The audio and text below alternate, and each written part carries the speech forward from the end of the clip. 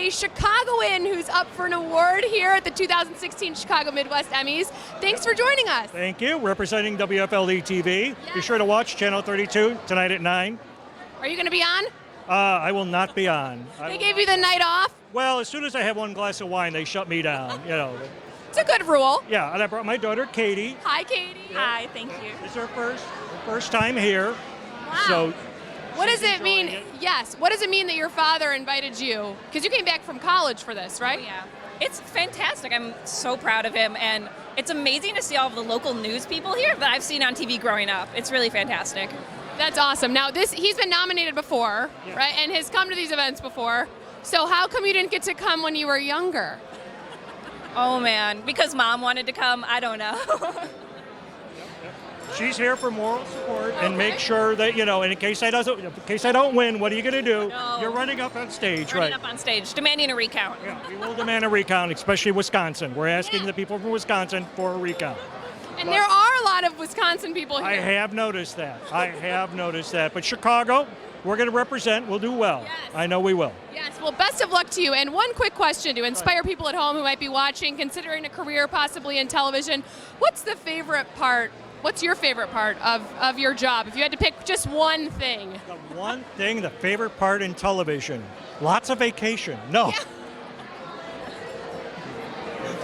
That would be it. Lots of vacation, because if you go into television, you are going to work hard. There is no free ride in TV. You're going to have to earn every hour, earn every dollar you make, but it's a heck of a lot of fun. You get to see the world. You meet the most fun and most interesting people. I mean, what other job can take you to the White House, right, can take you around the world? I mean, it really is a lot of fun. I know my daughter has seen it through my eyes, and she gets a big kick out of sometimes when I come home and tell her the places I've been or the people I've met. Yeah. But yeah, I mean, if you like meeting people and traveling and seeing and experiencing new things and get some vacation time, you'll love TV. That's awesome. All right, well, you heard it from our very own Chicagoan who's up for an Emmy here tonight. Best of luck to you. We're going to hand it back over to Tammy. And actually, before that, we're going to take a quick break. So stay tuned for more live behind the scenes here at the 2016 Chicago Midwest Emmys.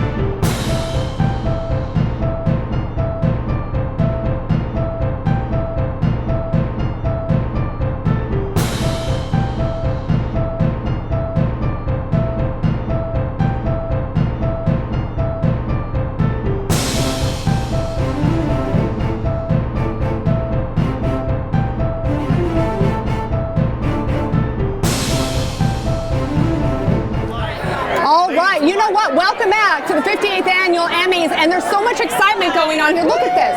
We have this circle of love going on behind me. A big group of women producers who produce something called the Empowerment Project. Okay, ladies, Sarah, come on forward. I want to make sure that we get to meet everybody very quickly, but I want to first introduce you to Sarah Moshman, and she is going to talk about the project, the Empowerment Project, and also you're going to talk about your father is here, and he's nominated tonight as well. So let's start off. First of all, tell me about the project. So it's women all over the United States. So me and these fabulous women made this film. It was an all-female crew, and we drove across the United States from Los Angeles to New York within 1 month. We drove over 7,000 miles and interviewed 17 women in total, from a pilot to an athlete, astronaut, mathematician, biologist, you name it, we covered it. And we're so proud to be here tonight and be nominated for Category 8C Topical Documentary. That is so exciting. Now, how long did it take you to actually put this entire project together, from the moment you thought about it until you finished it? About a year and a half, but since finishing the film, we've been screening it in schools, groups, organizations, corporations, and now we're honored to have been featured on WTTW and now nominated for the Emmys. Now, let's move on very quickly. Your dad, what is he nominated for? My wonderful father is nominated for his documentary Heroes on Deck, which is category 8A, I believe, historical documentary. It's good that you're not going to have to compete against we're each not other. competing, so that's good. But he has won countless Emmys. I'm sure he'd be embarrassed to say how many. This would hopefully be my second, the group's first, and so it's a really special night no matter what happens. Oh, I think it's going to be outstanding. Let's meet everybody very Yes, quickly. please. Okay. All right. So, what is your name? Vanessa. Ashley. Dina. Webb. All right. Come on. I want to see your face. Margot Romero. Hi, I'm Alana Figgis. And Sheila Andreen. what a group of outstanding women. They've put together this empowerment project and they're hoping to take home an Emmy. And it sounds like one of the most interesting documentaries that I have ever heard of. Coast to coast, talking to women, 17 different women from all walks of life. So I hope you'll get a chance to see it. WTTW did air it. And I hope that we'll be talking to them as winners coming up a little bit later on tonight. On that note, I think they're calling people to dinner, aren't they? Yeah, I can hear like the harp or the xylophone that they use to call everybody to dinner. So we're going to go ahead and kind of switch off. Stephanie's going to come back and handle the red carpet. I'm going to head out into the dinner area and talk to people as they sit at the table, kind of get groups of people and what they're thinking about tonight, and maybe take a look at the food. I'm kind of hungry. How about you? Are you hungry? Yeah. We're hungry. All right. So on that note, I'm going to head off. I'm going to go check out what's going on in the dining room. See you later.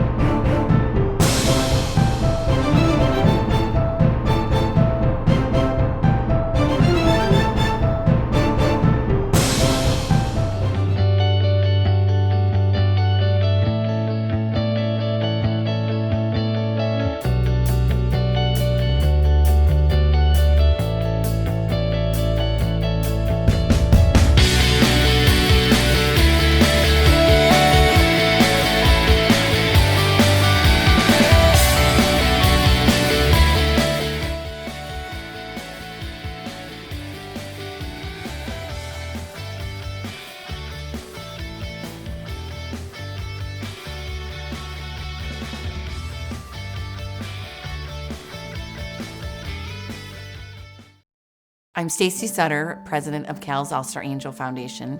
Cal's Angels grants wishes, raises awareness, and funds research to help kids fighting cancer. After losing our oldest child, this has become our life to pay it forward for what we went through, and now it's for all the children fighting cancer, because that is how we are going to make a difference. It's starting with that single person who hopefully will turn around and that person will tell another person, and so on. Every donation is matched during the month of December. Please go to our website at calsangels.org and make your tax-deductible donation today and help kids fighting cancer. I feel confident in saying that everybody knows somebody who has gone through cancer. Adding a child to it is a whole nother level. People really do want to make a difference. They just have to be shown where help is needed.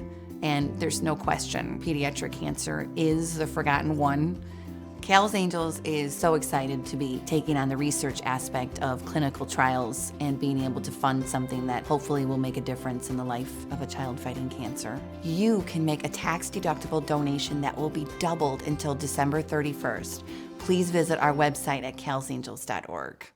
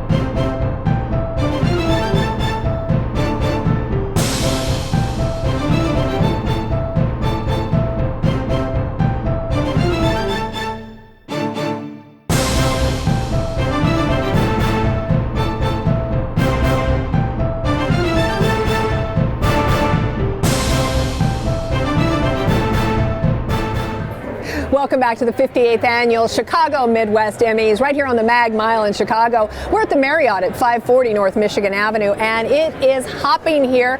We have got hundreds of people that are behind the scenes nominated, people here to support the nominees, past winners. We have presenters that are here, and this place is the place to be tonight in Chicago. Now, you know, when you think Emmys, you think that's always got to be somebody perhaps that's on television. Perhaps it's a newscaster, a weathercaster, or something, you know. But it isn't always just what you see on your day-to-day programming. It is also special programming, things like documentaries, things like PSAs, these public announcements. And we have two gentlemen right now. We have Christian and Michael, and this is a bi-coastal effort. And we have Britain as well.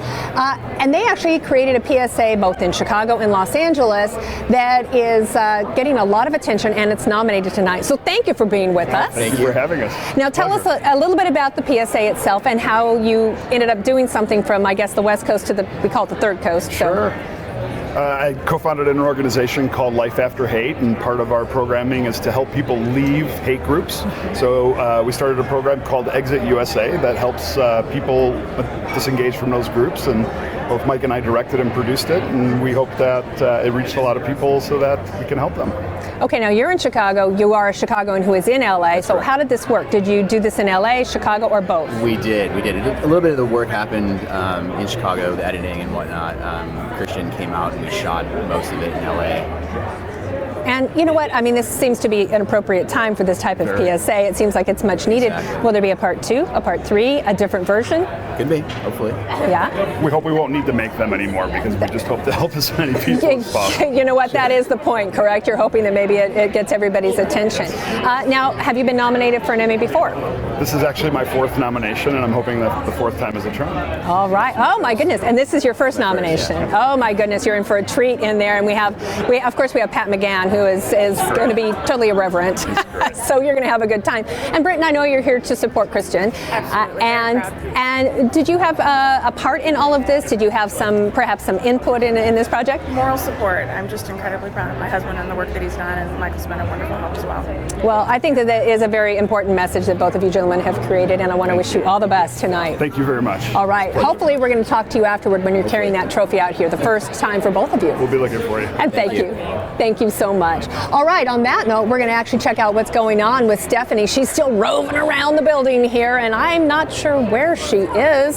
Steph?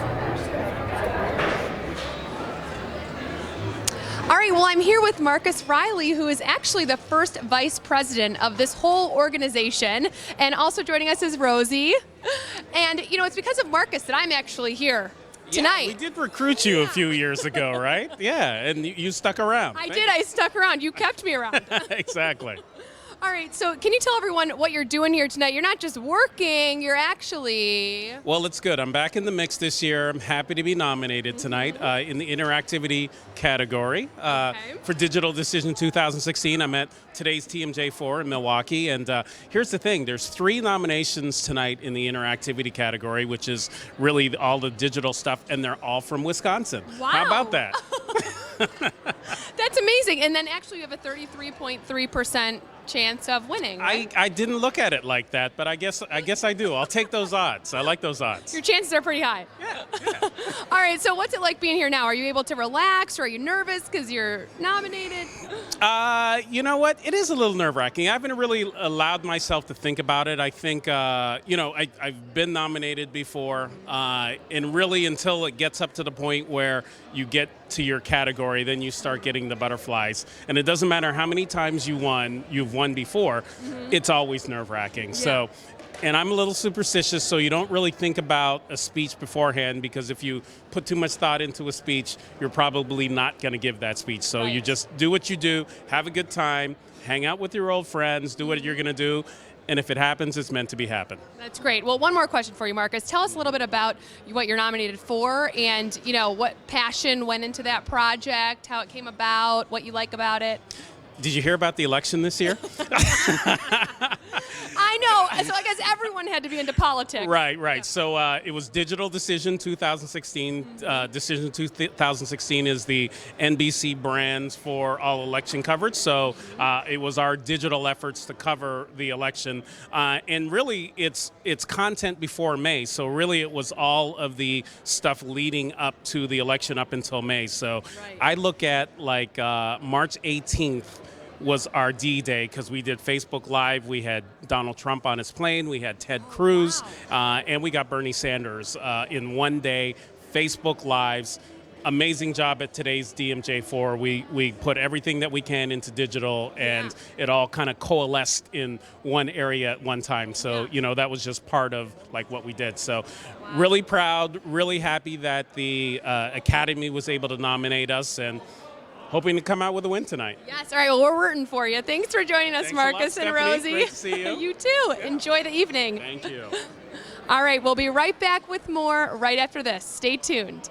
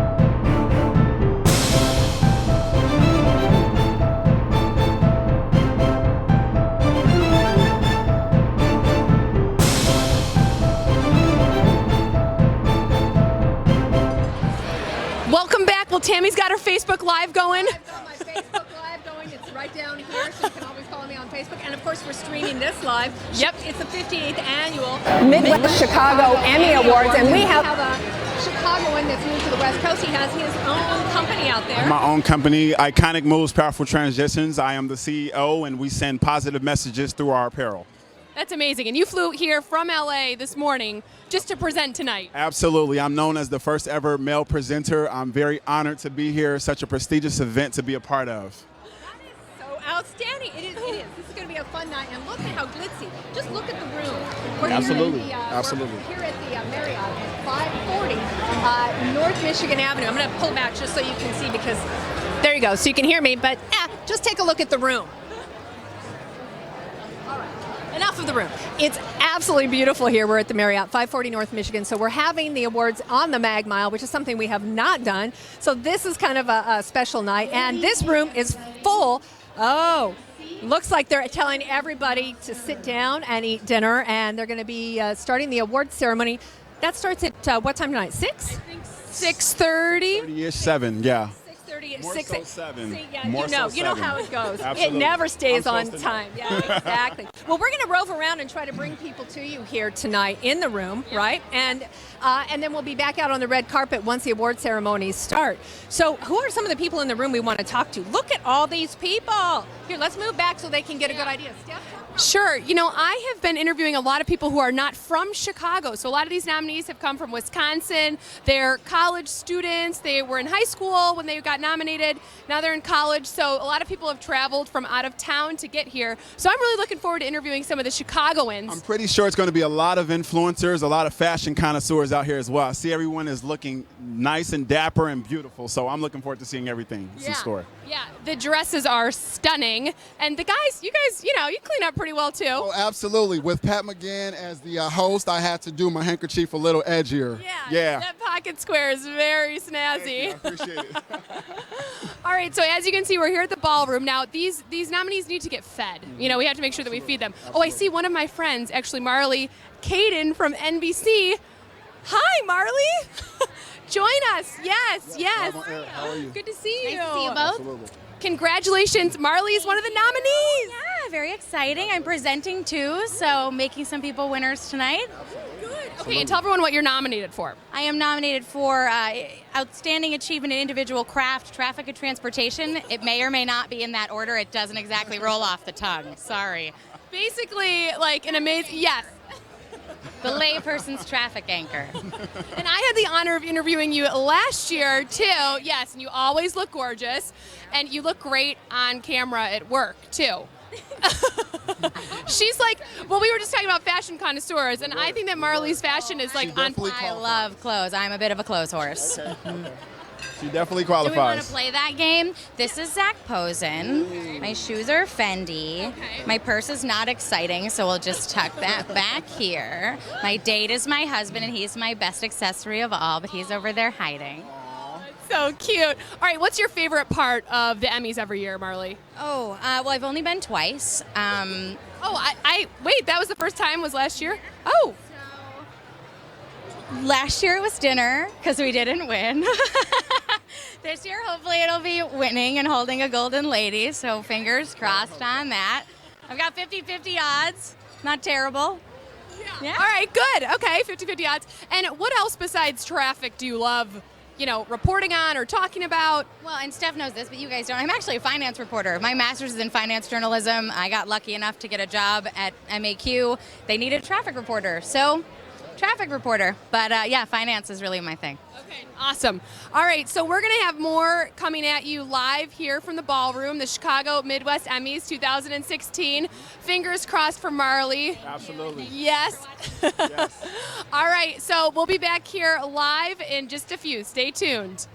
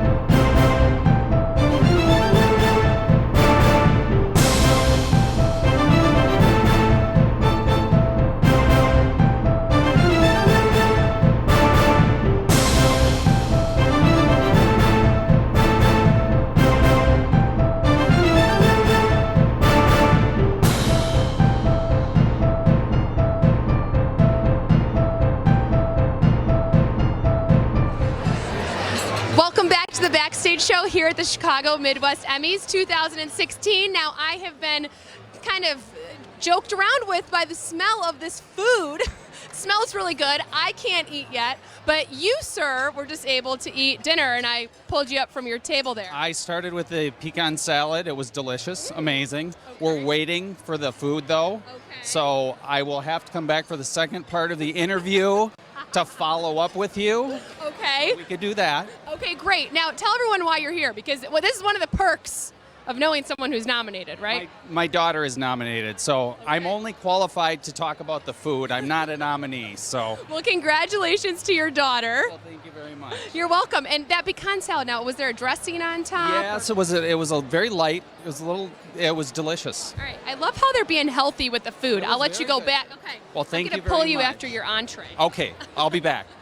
All right, so something that's really important, as a health and fitness expert, I am at the TV stations at all hours of the day and night doing some segments, and something I see the, reporters and everyone having a little bit of a hard time with is being able to eat on a normal schedule. So, like I was saying earlier, sometimes these people are waking up at, 1 a.m. to go into work for the day, and then when they're off work, it's lunchtime for everyone else, but basically dinner time for them, and then they have to go to bed and they have to sleep during the day. So the schedule can be really tough.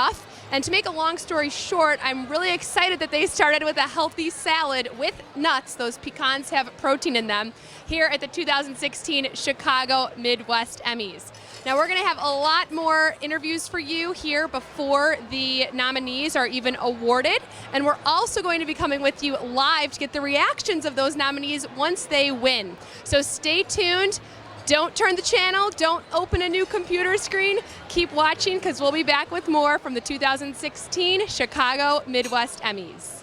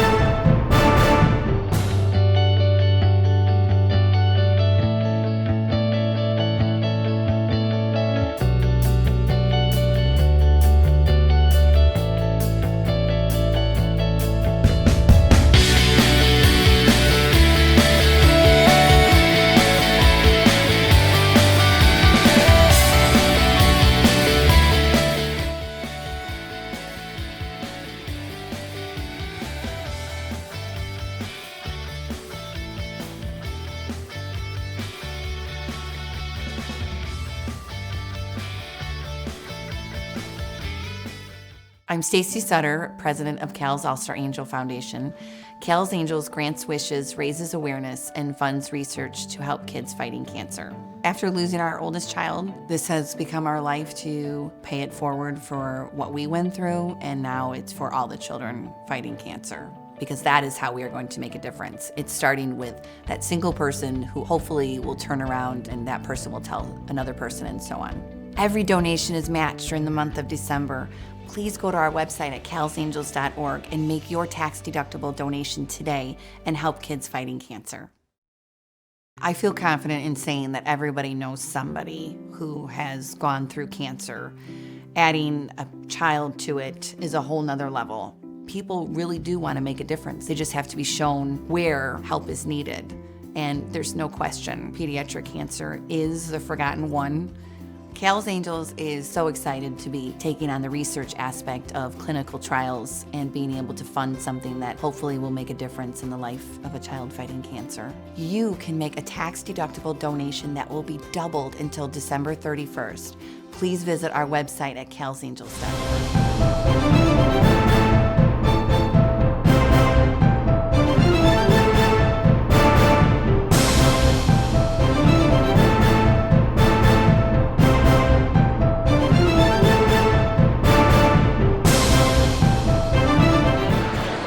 Welcome back to the 2016 Chicago Midwest Emmys. I'm Stephanie Mansour, and I'm joined by two more nominees. They're also out-of-towners. Where are you ladies from? We are with Milwaukee PBS in Milwaukee, Wisconsin. Awesome. And what are your names so everyone at home knows? I'm Sandy Max, host of Milwaukee PBS's The Arts Page. Okay. And I'm Tifua, the producer and director for The Arts Page on Milwaukee PBS. All right, now what does this nomination mean to you ladies? And first of all, congratulations on even being nominated, because that's hard in of itself. There's a lot of quality nominees, and so we are honored to be here. We won the Emmy last year for, I won't get the category right. What's the correct category, Tim? So it's Outstanding Achievement for Arts and Entertainment in a Series category. Okay. So we won the Emmy for that, for our special Stitching History for the Holocaust. This year we're also nominated in the same category for a feature that's called Tour de Force. It's about a partnership between Milwaukee Ballet and Children's Hospital to teach kids with disabilities how to dance. Wow, that's amazing. Congratulations on last year's. This year's, this is awesome. These are like projects that are close to your hearts. Yeah, awesome. All right, well, I think that we are going to interview the chef here at the Marriott. And are you guys enjoying your salads so far? They're really great. Thank you so much for the food. It's spectacular. All right, great. Well, best of luck to you ladies. You're welcome. Enjoy your entrees. Thank you. All right, so we are going to head back and find the chef soon, so stay tuned.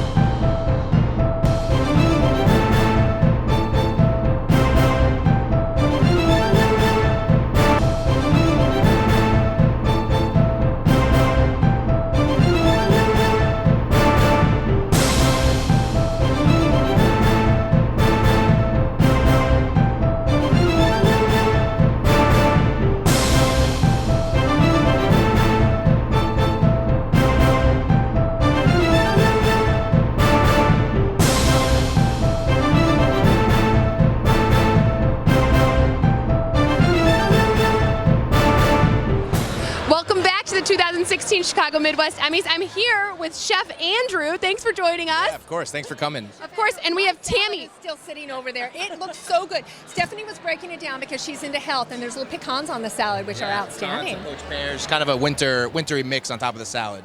What's my main course going to look like? Because I probably won't get to eat it because they're at my table eating my food right now. So we have chicken breast tonight. It's marinated a bunch of herbs. We have smoked fennel mashed potato and some Brussels sprouts and carrots. That sounds delicious. Now, I actually have a question for you. Back to the salad. What's a poached pear? So pears is peeled and then poached in a little bit of white wine and apple cider. So it kind of softens it up and gives it a little sweetness. Don't you say anything bad about that. That's how Tammy. The more wine in a pear, the better. Yeah. I know. I like how you have like the booze infused, you know, fruit. Gives a little bit more. Gives a little bit more than just a regular pear, you know. Yeah. Okay, awesome. And what is there a dessert that we can look forward to? Yeah, so it's actually a trio. So we do a kind of a mix of chocolate, caramel, and a fruity kind of dessert to kind of for everybody's palate. Okay. Now I love this. Yes, I love this, and it's very winterized, so it's seasonal. What inspired you to create these dishes or this menu for this evening, or were you told that's what you had to do? No, of course. We always look at what's in season is huge, especially at our hotel here. We do a lot of sourcing for local ingredients as much as we can. And right now in Chicago, it's cold out, so fennel, potatoes, and Brussels sprouts are just kind of ending up, and of course carrots are also a root veg that's also really popular for the winter and fall. So. I love that. Yes, hungry right now. I'm really. My stomach has been growling for a couple hours. I might. How long? Very quickly. How long does it take to prepare something like this for all these people? Well, definitely planning goes days and even weeks ahead of time. But plating and food preparation is a couple days to make sure cutting Brussels sprouts for 600 people takes a little bit of time. Days old, right? My poached pear is fresh. But no, making sure we order everything coming in, peeling the pears, cooking them off, making sure we crumble the cheese, all that kind of stuff. It's, at least 2 days out, but to just get everything in house and then make sure we can get it all ready to go. So once we actually start doing this, we go, it takes usually about a couple hours to really go through and make sure we get everything out on time so you guys have a flawless event and the food's not holding anything up. Yeah. Start on time tonight. Are we going to find a glass of wine? I know.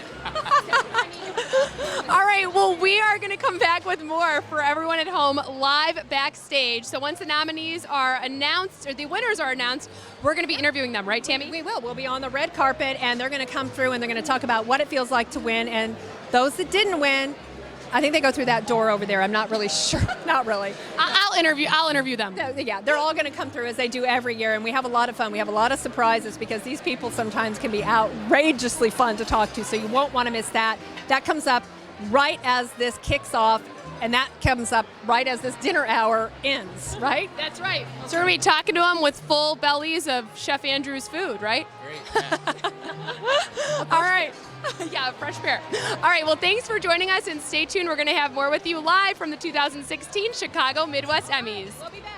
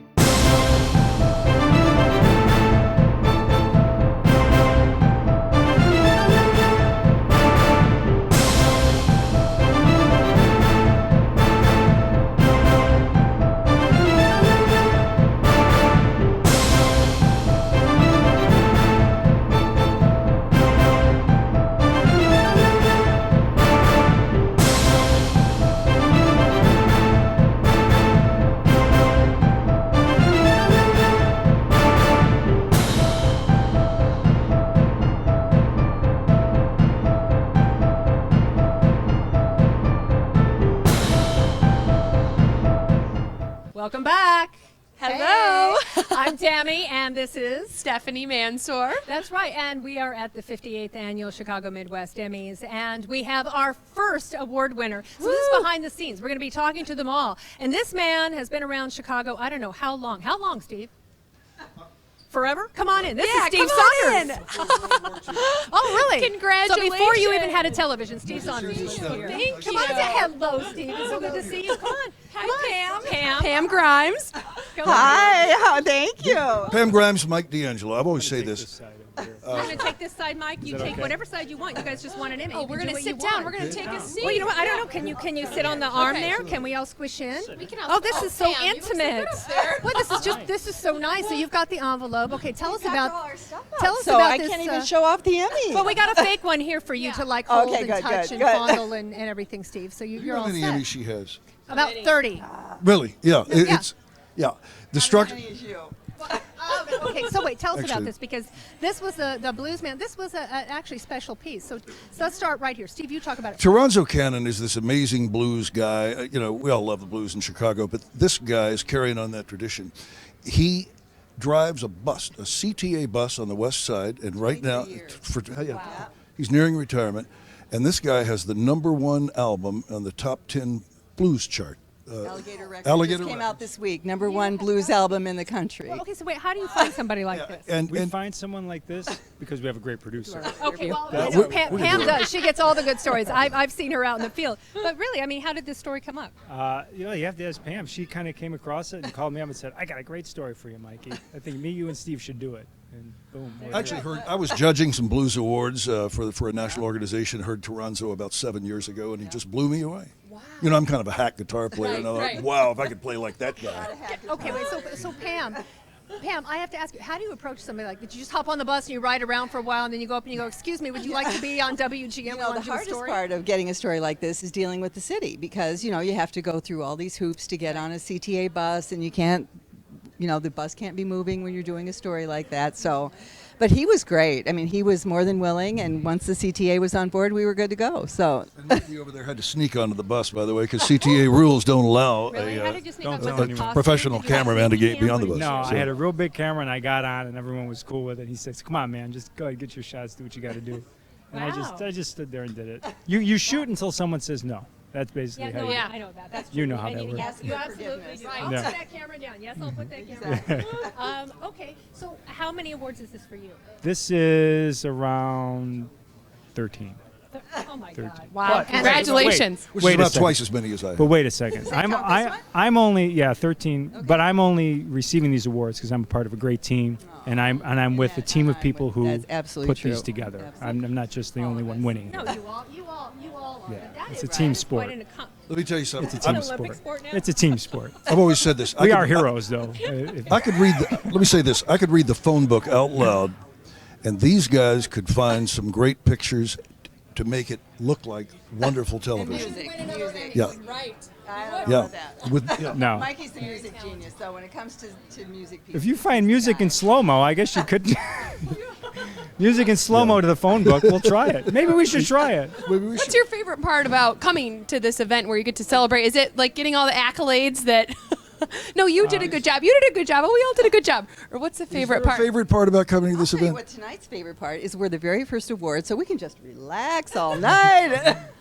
Pam, you can have that glass of wine that you've been eyeballing all night long. Hey, and Absolutely. hey, I want to get a plug in. I can't relax because my son is also, he's 27 years old, and he's a nominee in the PSA category coming up later on. Together, they're presenting together. Father and son presenters. Oh, that is amazing. fantastic. Oh, congratulations to him, so too, excited. for- Okay, yeah. so is this going to be on the new news then come Monday? Are you going to have your statue Oh no, sitting up there? no, Not the at news. all? It'll be over by then. The news cycle. Yeah, Old news. yeah, it's old news. Yeah. I bet it will. If it's not there, it'll be on the morning show, won't it? This just in. Yeah. Yeah, exactly. I think so. I bet you they're going Right. to cover it just in depth. So, all right. Well, thank you so much. Thank you. Thank you for the interview. Thank you so Appreciate much, it. Thank you. Steve. Appreciate Good to it. see you. All right. Stephanie, nice to see you. Pam, as always. All right. All right, Thanks. good Get out luck. of here. We got other people to talk to. All right. So there you go. That was so much fun, They're always wasn't so it? fun to They talk are to. So much Yes, fun. So they are. easy. My Yeah. goodness, because the hard ones, it's like, okay, Stephanie, you take that one. Right, Tammy, right. You take. Are there any Pulling hard teeth. ones? Are there any difficult ones? Well, no, nah. No comment. No, I plead the fifth. Most people are elated when they come over here. Some of them want to be emotional because they actually poured so much into it, and others are just like so surprised. They're just like, "Thanks, Mom." Right. So, yeah. So it's all very exciting. Well, we're waiting for our next recipient to come out here. They have to actually stop at a big counter. They have to sign their life away that they did pick up their award. They give them the box, and it's a beautiful velvet-lined box that they can keep it in storage, I guess, unless they want to put it up there on their mantle. I would. And then they get a little swag bag and stuff like that, and that's it. And then they come over here and talk to us. That's the real bonus, Yes, right? it is the bonus. They get to talk to both of us. Well, anyway, you know what? On that note, we're waiting for more people to show up, and apparently there's not a line congregating because everybody is Not signing yet. for their boxes. But we are hoping. Do we have another person? We I have think number we're two? going to go. No, take we're a going to break. wrap it up. We're going to go to break, and All we're right. going to come back with a whole line full of recipients. How's that? Stay tuned. All right.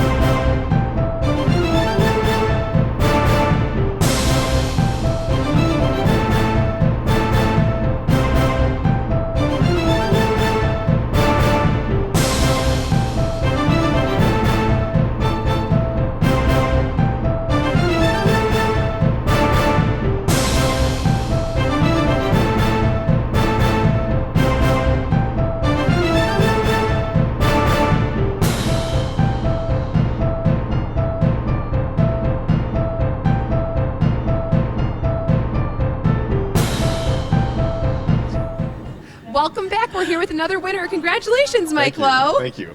Tell everyone what you won for. This was for the education category, and we interviewed kind of a rabble-rousing principal just before he became like front-page news for several weeks. He ran afoul of the Rahm Emanuel administration. We were kind of like on the leading edge of the story, and it turned out obviously to be a very important story in education, which is a huge issue here in the city of Chicago. Yeah. Well, you know what? I saw you at the table in there with your brothers. That's right. You're all here, and they make fun of Brad Hicks for pulling in his U-Haul, but I think the three of you, actually, if you add it up per family, you do pretty good. I know you want to get out of here because you're nominated for like 17 other things in there, We you just have a and your couple. brothers. Yeah, But anyway, you know, you've won a number of awards in the past. How much does this one mean to you? I mean, what makes this one special from the others? Well, I think anytime you win for or you do good work on a story that gets recognized, especially on an issue like education, which is, you know, that and crime in the city of Chicago right now are probably the two biggest issues. What's happening in the Chicago public schools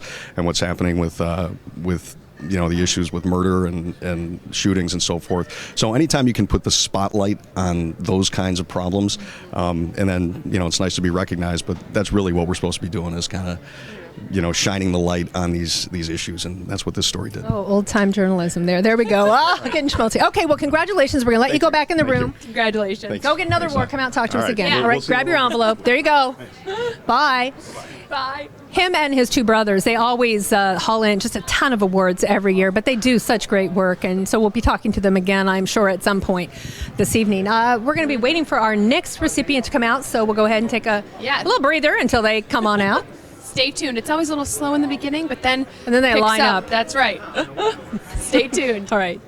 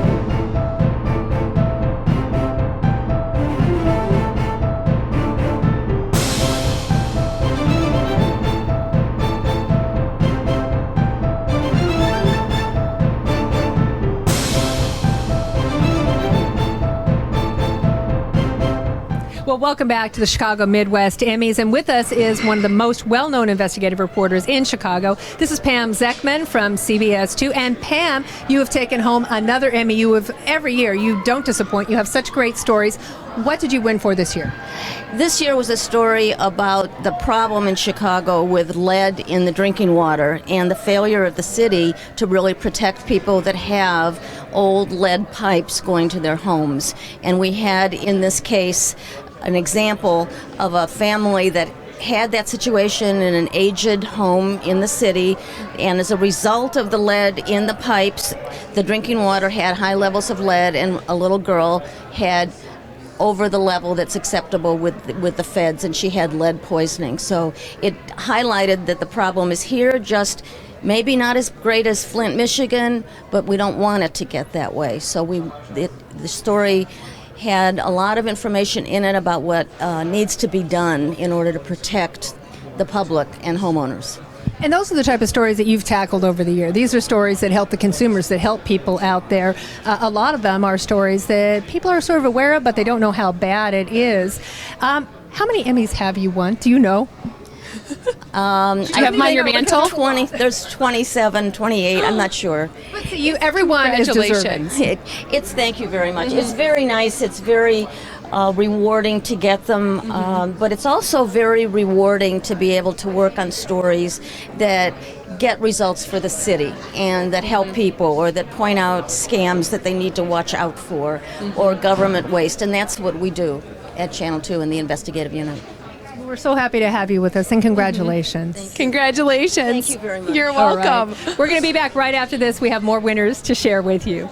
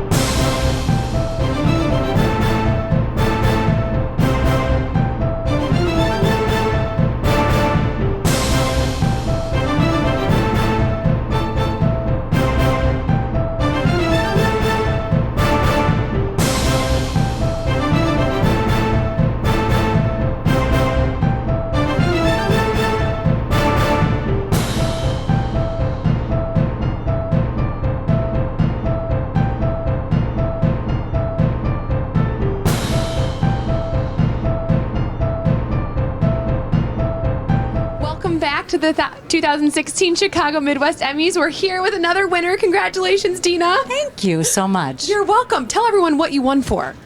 The piece was called Life-Saving Transport, and I have to say that you all have done stories that you know it's writing and it's shooting and it's editing that wins.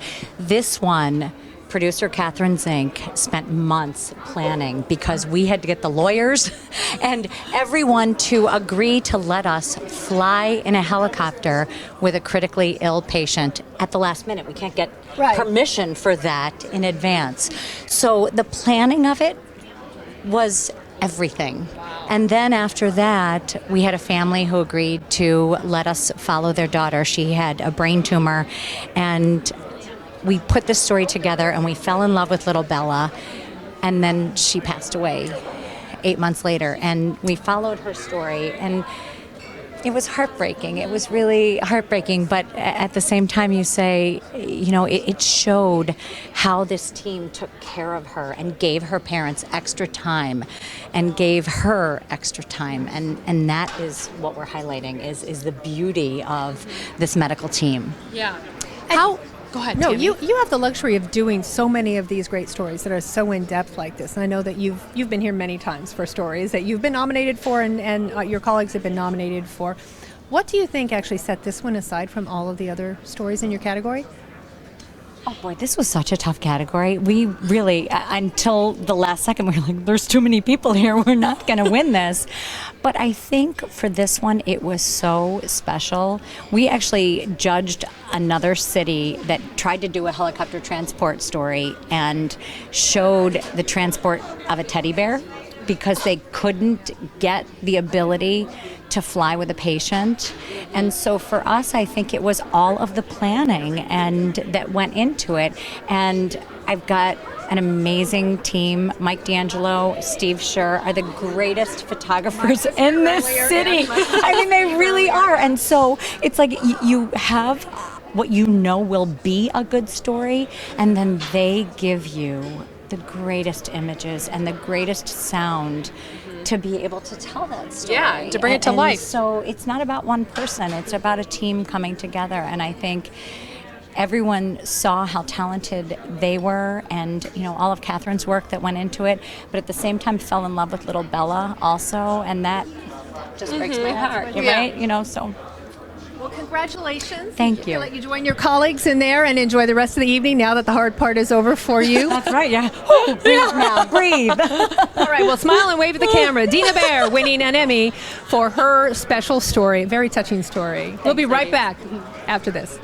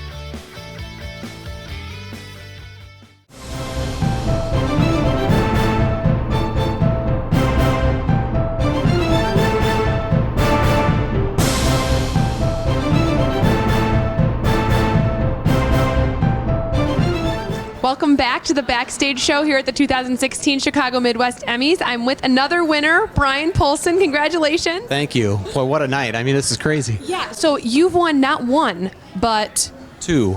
I mean, it's amazing. It's such an amazing honor, especially when you look across that room out there and see the talent that fills this room, and to think, I've been fortunate enough to be up there once, much less twice, is ridiculous. Yeah. Now, were they back to back? Well, I mean, they were within a couple of categories, but whatever it is, it's just, this is work we do that we're passionate about and we love enough that we submit it thinking, let's hope that it's honored.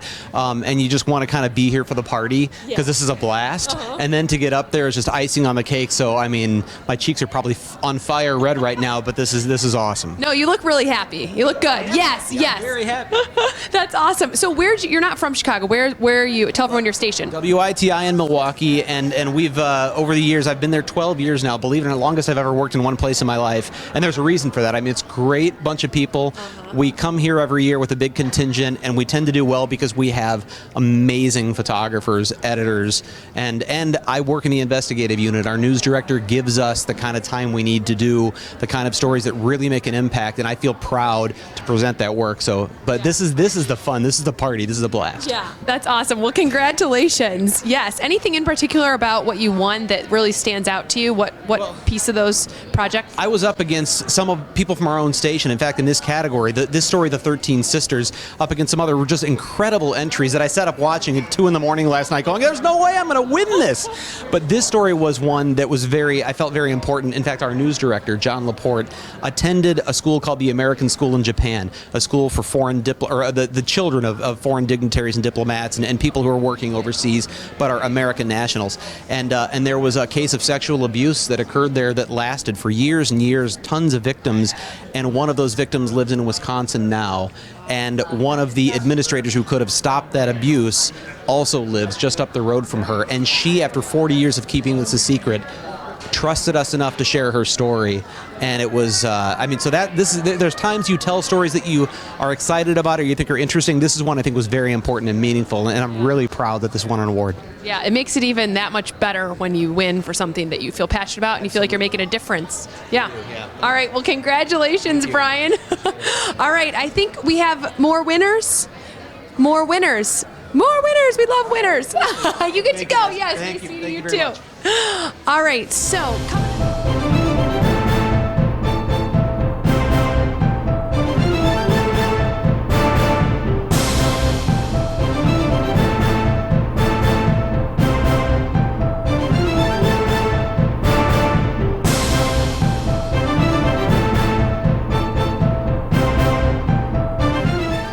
All right, welcome back to the 58th Chicago Midwest Emmys. With me, somebody that I've admired and actually worked with for a short while. This is Phil Rogers. Phil, you have won a boatload of these awards before, and you're up for several more, so we're going to scoot this along because you need to get back in there and win more awards. What did you win for, and what does it mean tonight to be here with all of your colleagues? It means more than you could know. I mean, this was an award for a story we did about missing state property, but as you know, television is such a collaborative process, and I meant what I said in there. The reporter plays kind of a minor role sometimes compared to what the producers, the photographers, the editors do. This is really true, and I'm so humbled to be holding this because we need like 8 of these for all the people that worked on the story. Take this one, but it's yeah, could I? It's off the table. We're not allowed to do it. So, I know you're up for some other Emmys tonight, but specifically this particular award. I mean, what did you go through from inception until the completion of it to get this Wonderful question. Katie Smizer, who is a producer at our place, actually had the idea for this story. If you are a taxpayer in Illinois, you pay for everything from desks to machine guns to police cars to everything you can imagine. And the state has a bad habit of losing those things. And it comes to tens of millions of dollars. And we showed that. Did you find all the things? Did you find them all, Phil? Well, no, because most of those things either in people's houses or have gone on eBay, we discovered. So people are making money off of things that you bought. So thank you very much. And unfortunately, you'll never know. That's why we love you, because you point this all out and then get people riled up, and then it makes change, right? Well, we hope so. We hope so. If nothing else, we're pointing out to the state that they're not doing a lot to find it. Well, Phil, thank you so much. I know you've got some other categories. You got to scoot back in there and win more awards. But we're so pleased to have you with us. And we're it's wonderful to be here. We're going to be back right after this. Stay tuned.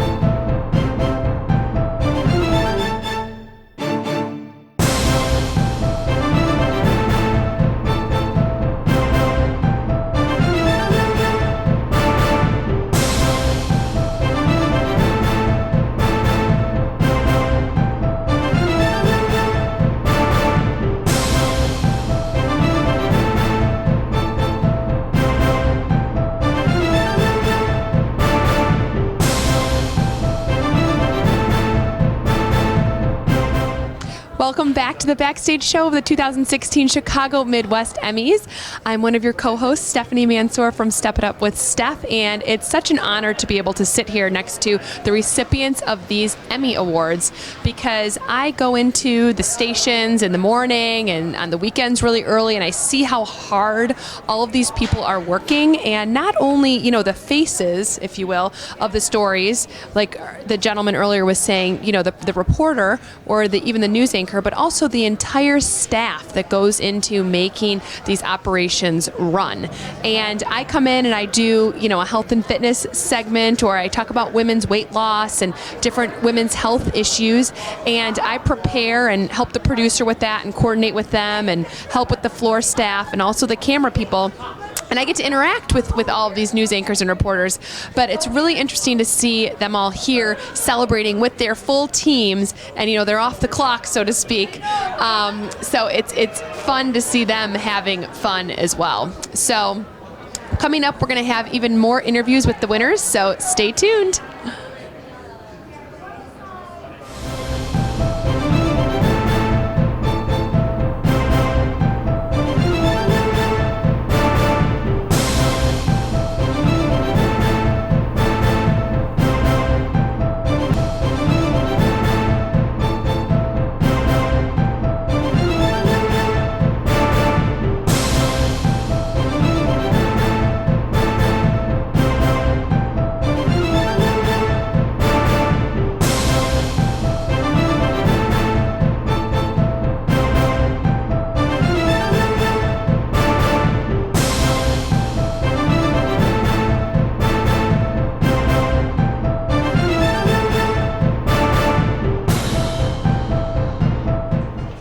Welcome back. Well, we've got two more winners for you. All right, guys, introduce yourselves and tell us where you're from. All right, Tom Coombs, Chief Meteorologist at ABC 57 News in South Bend. I'm Kyle Phoebe, Executive Producer and Special Products Producer at ABC 57 South Bend. Great. Well, Kyle, I met you a couple years ago, Les, and now we've talked about your suit. It looks like you've stepped it up a little bit. I tried to step it up. It's actually my last year at the Chicago Emmys. I actually took a job in Vegas. Yes. So beginning of the year, I'll be heading to Vegas as executive producer. So this is a little fun end for me. So it's good to win one more before we left. Put money on him. Yes, put money on me. And I'm a Bears fan still, so bet the Bears. Wait, so are we going to see you at a blackjack table, or are you still working in TV? Poker, roulette, whatever you guys want. I mean, I'll bet them all. He looks like he could maybe be one of the casino guys there with this. He basically runs the place already. Yeah, exactly. All right, well, tell us what you won for, guys. We won for weather reporting category, our story, Skyline Skepticism, where people actually saw a mirage of the Chicago skyline from the Lake Michigan shore. So we had people email in. There's some people that out there believe the world is flat. There are some people that I think it is. There are some, believe it or not, some people may believe that, some people may not. But we actually went to the science. We talked about it. We talked about the weather conditions that day and why it happened, and we explained it. And he hiked. Yeah, I went up a mountain. Not really a mountain, but a big hill in Michigan. It was, what was that called? Warren Dunes on an April 28th evening. Whoa, I've went to the Warren Dunes. You get a full body shot of this. I'm about 300 pounds, and hiking up a full mountain wasn't the most pleasant experience, but at least we won an award for it. So you know what? I can't be too upset about it, right? Just for the videography, but again, I'm so happy for the science. Again, sometimes science reporting. Story. People get questioned for that, but I'm glad we did good science, we did good videography, we did good reporting. I'm really happy for our station and just what we did here. And hats off to Tom especially, because he wrote a lot of the story, and I mean, he's a scientist, he's not a writer, and he wrote the story and it was great. It won an Emmy. So it tells you that those people in your weather department, they're just not scientists, but they can write good stories and tell good stories too. Once in a while, we know what we're talking about, and it's going to be cold this winter. Just want to let you know. Yeah, bundle up. So you mean you don't just stand there next to the screen and point, wherever your finger lands, that's where. We do something besides just forecasting. A lot of other stuff. I've been trying to fill in for a couple of years, and you all. All right. Well, congratulations on your new job, and congratulations on the win, guys. You're welcome. Well, we're going to have more with the winners coming up next, so stay tuned.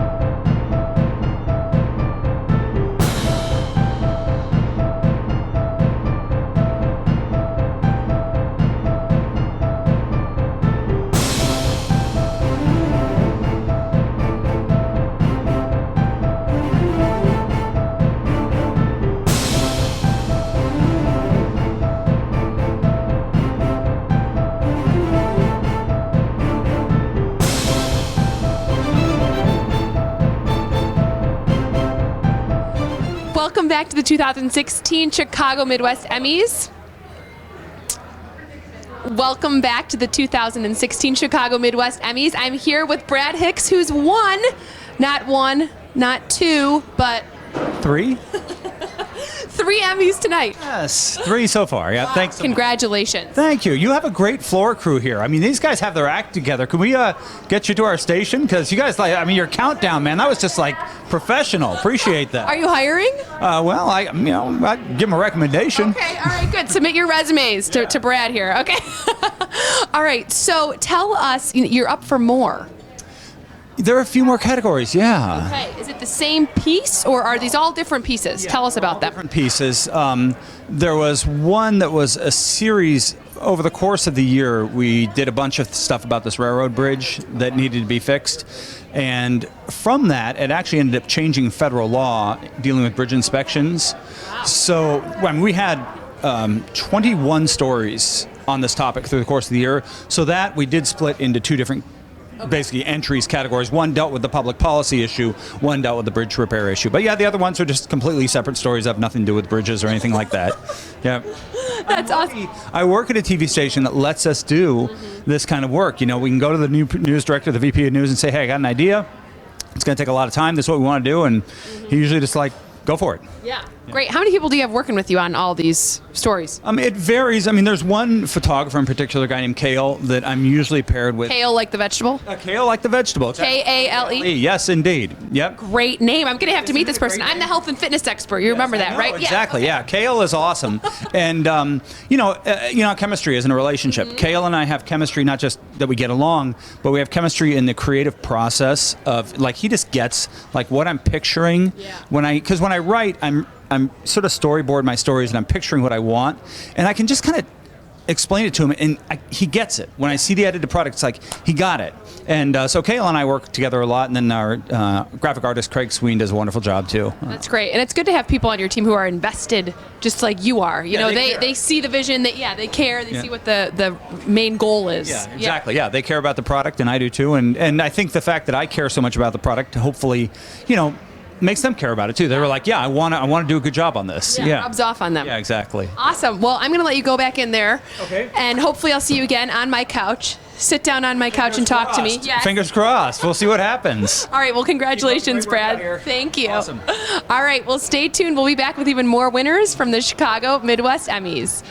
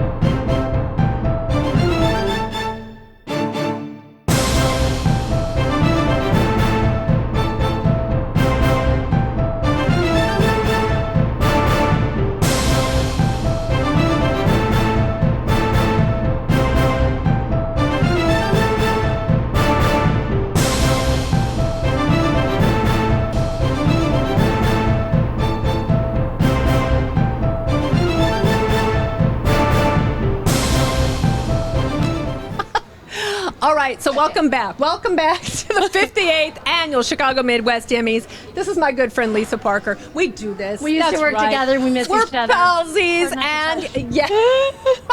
The two of you just won an Emmy. Now, I know Telemundo and NBC, Chicago, together. Tell me about it. Both of you, first of all. Marcela. Santana. She's a jefa. Yeah, Big boss. exactly. And you're teaching her to speak Spanish, and so now you're And she's probably teaching me to speak better English. So Really? it's a win-win. Colaboración. But I was Aunt Blabby at the microphone, so she's going to talk. Oh, Go ahead. Oh, my gosh. In English. Cállate, Lisa Chita. Vete. No, I mean, just to say it's a great thing that we won. I mean, obviously, but also it's about what we do every day and the commitment that we have. I mean, NBC and Telemundo, we have the same goals, and it's like to serve our community. I know that it's in the millions now, the amount of money that has been recovered through Response and Responde. And you work together. And The we two of work you, both together. Of your consumer We really units do. work Yeah, together. we really do. Amazing. We share resources, which, you know, our corporate, our ownership loves synergy. Oh, everybody loves synergy. Synergy, Who which wouldn't? everybody knows that's a euphemism for let's spend less money but do more. Exactly. And we have this partnership now and we really do work together every day. And we really are in a newsroom, and we're all loud, so we're constantly shushing each other, and that makes us, that makes good friends when you have to shush each other during live newscasts. Well, I have to say this. Now, you've won, what, about 40 Emmys? Because every year you're here, something like that, all right? How many have you won? What is this number one? This is number 6 for me. They are greedy women. How many Number have you 6. won? Just tell it. Tell the people. Tell them. ¿Quién está contando? Ya no sé. Algunos premios. Okay, right. Let's just say this one is so special. Seriously, I thought my voice was going to do that weird thing when I was up at the podium because everybody had been freaking funny up to that point, and this is one of these emotional things because Marcela and I are on this collaboration team, and we really are trying to knock down barriers and work together. And you can imagine a whole new team of journalists coming into your newsroom. How hard is that to not have turf wars?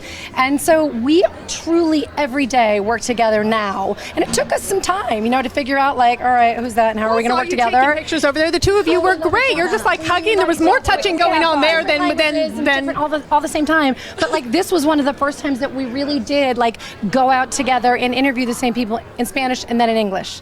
And mi español es more Spanglish a veces, but Alba Mendiola, who I forgot to mention, and my darling, adorable, foxy producer, Robin Green, who you know. Oh, yes. And I also totally blanked on, and I've been with her 19 years, forgot to mention them, and they were part of the secret sauce here. Oh, absolutely. And another thing that we have to mention that we have fun doing Oh my it. God. We really enjoy working together. Divertido. Can you tell? Her middle name is Lisa Fun Parker. Pretty much. Just a little bit of wine at the table too enhances A little everything. bit. A little bit of tequila coming. Are you up for some other awards tonight, or was this so you can go party? My husband just went to the bar for me, coincidentally. He gets very nervous when I have to blah, blah, blah, and drink. So no, I'm good. I'm done. Yay. Right. Well, honey, congratulations. Congratulations. Love you. Thank Congratulations. Thank you. Congratulations. So much love on this red carpet. Can you feel it right now? All right. They're feeling weird. It's getting crazy. It's getting weird. All right. It's getting So weird. Pals. You know what? When you have your BFFs. All right. We're going to come back after this. We're going to be a little more serious. Oh, there we go again. There we go again. Nobody's gonna touch her. There we go. Adios. I have to start touching you. I know.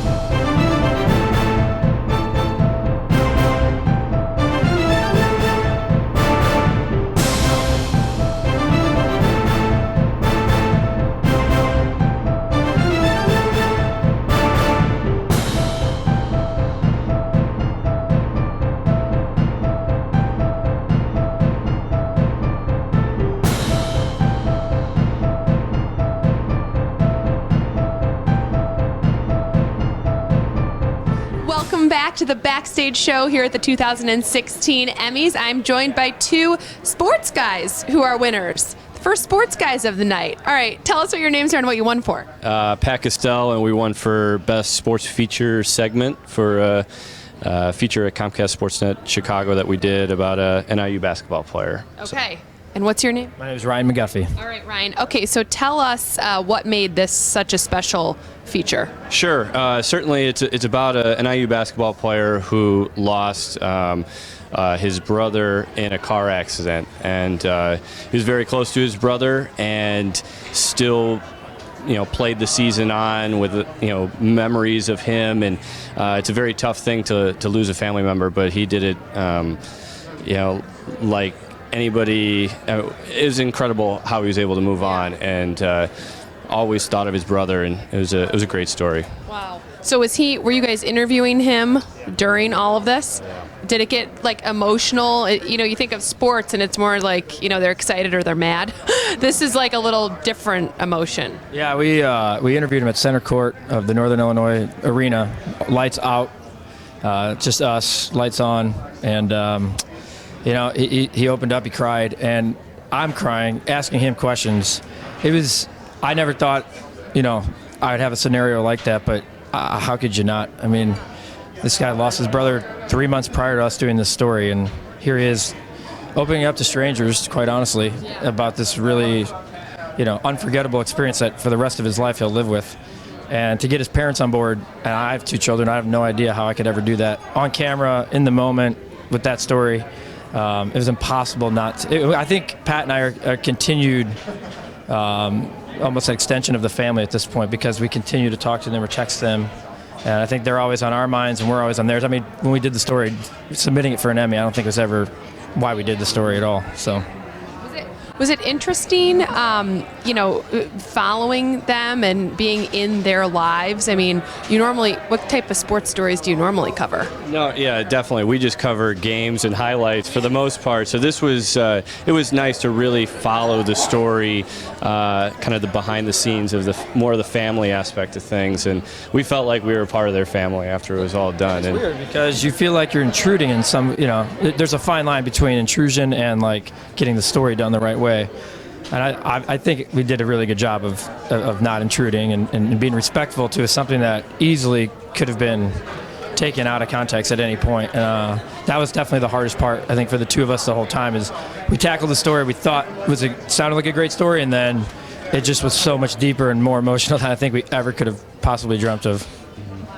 That's amazing, you guys. Congratulations. And thank you for being able to go inside, that family's life and then share it with everyone else, because who knows how many people that has touched, not just you, but everyone else. So congratulations. Thank you. Yes, Thank you. yes. All right. Well, coming up, we will have more interviews with the winners here at the 2016 Chicago Midwest Emmys. Stay tuned.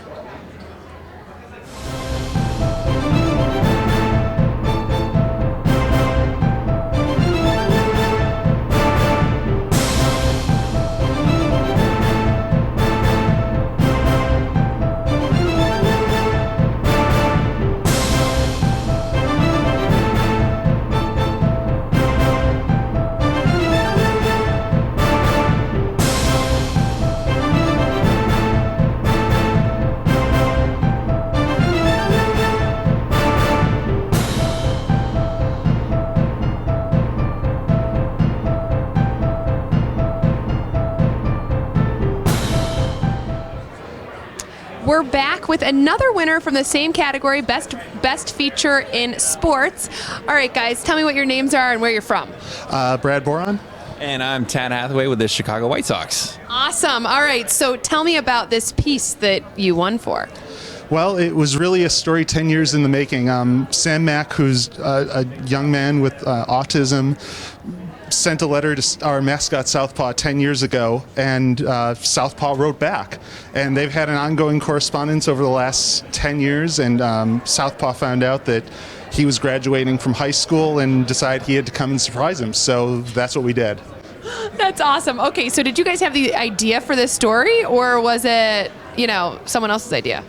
Well, it started out with our mascot coordinator at the time came to us and said, Southpaw has a friend, and we were starting our series Sox Stories, which is an ongoing series at whitesox.com. And we just said, this sounds like an amazing story that we have to cover. And I don't think either one of us really appreciated how, what we saw that day and what, how it would all turn out, and it's capturing those little moments, I guess. Yeah. Oh, and I just really want to thank the Mac family for being so wonderful and sharing their story with us. That they're just fantastic people, and so for them to open up like that and share their story with us was really special.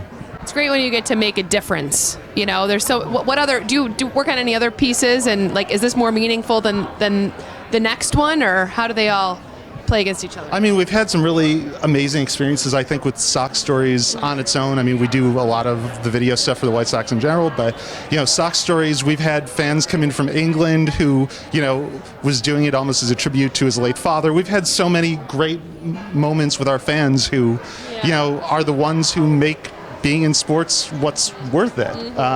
So, I mean, Sam was absolutely very special, but we meet a lot of special people in what we do. Yeah. All right. Now I have to ask you guys: are you guys former baseball players, or is there any baseball passion here, or? Oh yeah, I mean, I love the game. I was a mediocre pitcher in high school, but So was I. Yeah. In grade school, I was pitcher though, and then I moved to first base. Yeah. we can take some swings against each other at some point, maybe. Then. Actually, when I was younger, my mom put me on the t-ball team with the guys. I was the only girl. I was a tomboy. So did you grow up playing baseball? I had a lot of passion and very little skill. Go marching band. That's awesome. All right. Well, congratulations, guys. Stay tuned. We're going to have more from the Backstage show at the 2016 Chicago Midwest Emmys.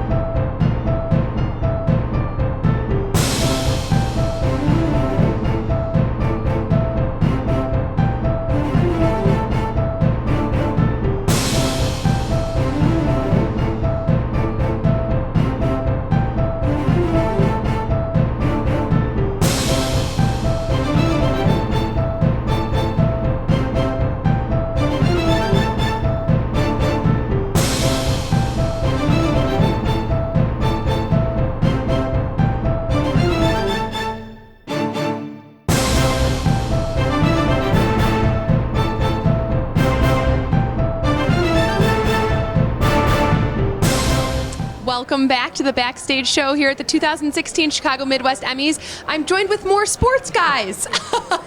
All right, so tell us your names and what you guys won for. Judain Massad, Fighting Irish Media.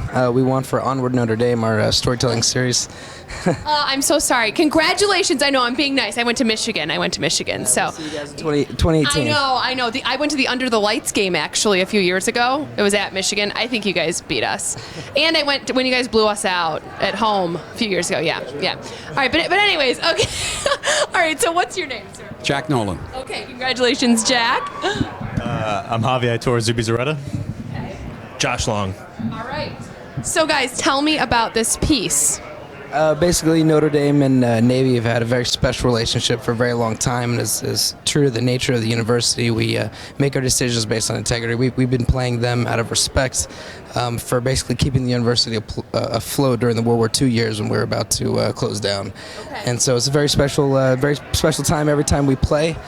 We share each other's alma mater, and it's a tradition that it's going to stand the test of time. Yeah. That's awesome. All right, so did you guys all go to Notre Dame? Or Notre Dame? Sorry.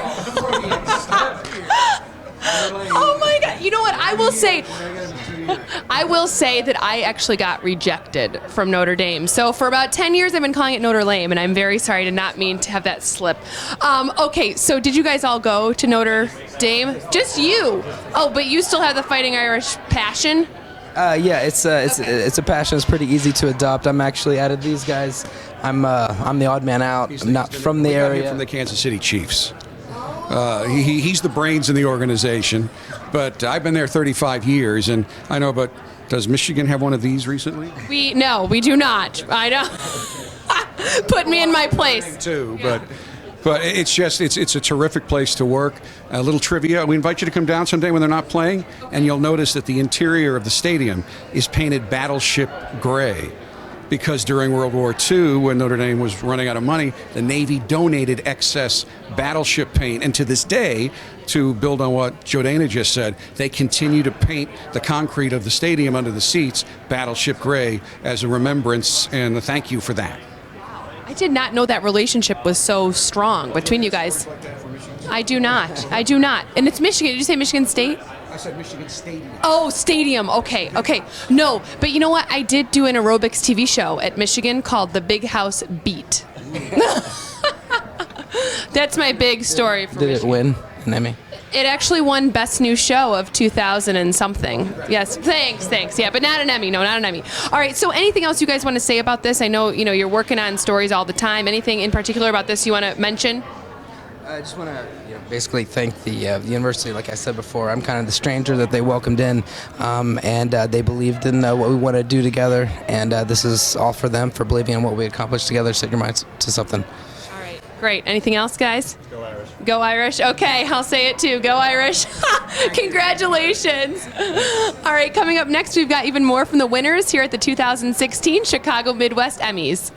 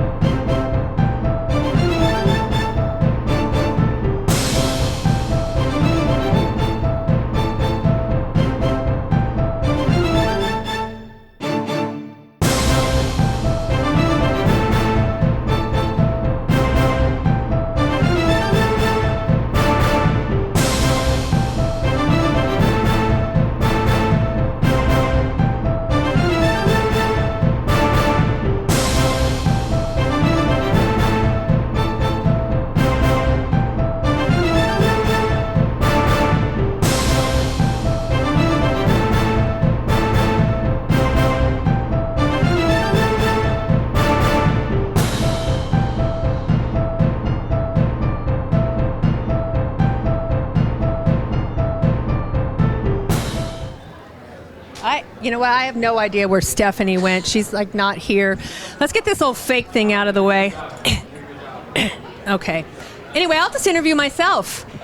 I am stunned and surprised. I just won Best Weathercast, category 21B. I'm surprised. My colleagues that were also in the category were amazing. Tammy, I was you stunned. can't interview yourself here. Oh, Congratulations! Wow. Tell us what you're feeling.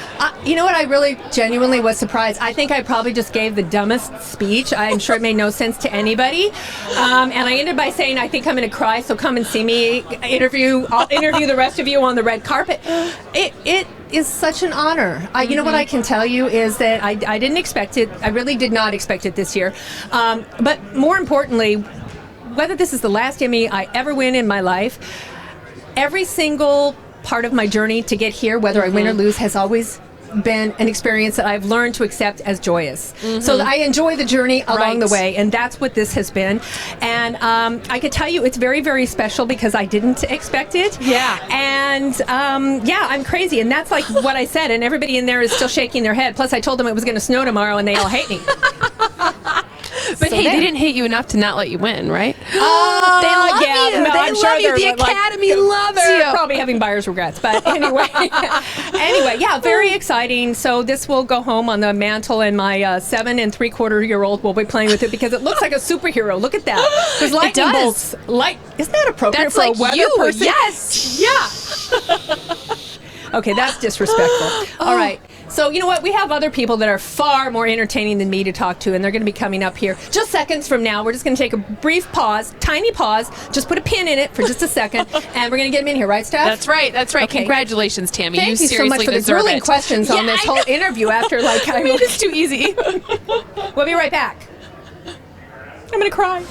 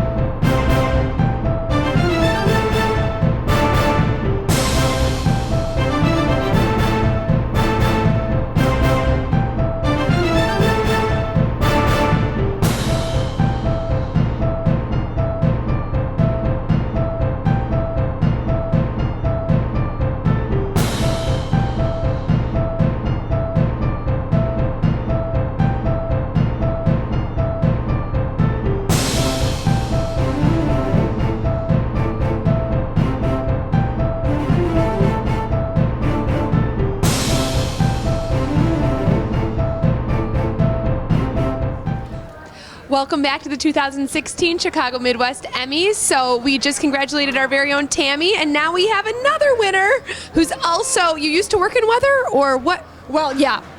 Even today, I do weather. I'm not a meteorologist. I want to, say that. But I've been lucky enough that Telemundo has allowed me to wear many hats, and one of them is weather anchoring.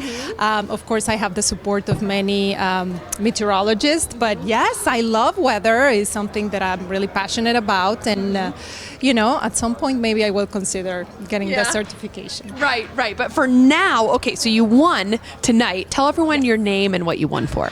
Sure. My name is Maria Ponticello. I work at Telemundo Chicago. I've been there for 18 years. Let's not do the math. But yes, I won for program host moderator. This year I was very lucky because Telemundo allowed me to host our weekly show, Acceso Total, and then our out-of-show special and the Chi-Town Rising, which was so much fun. How do you say that? How do you say that in Espanol? Chi-Town Rising. Is it? We kept it like that, Chi-Town Rising. Okay. I guess there's really not a translation. They didn't want to use any Spanish names, so we kept it like, hola, esto es Chi-Town Rising. So yeah. I love that. Yo hablo un poquito de español, pero sí, solamente. Keep this conversation. I know. We could con el Chi-Town Rising type thing, yeah. Chi-Town Rising, yeah. Anyway, oh my gosh. I studied it at the University of Michigan. I was just talking to some guys from Notre Dame. So I went to Michigan, studied it there, studied it in high school. I lived in Florida for a little bit.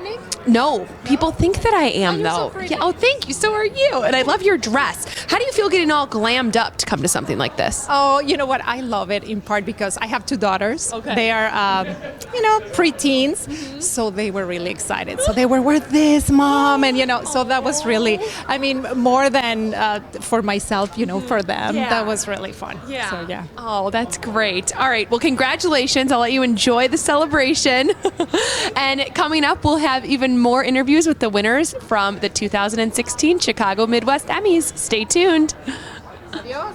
Hasta luego.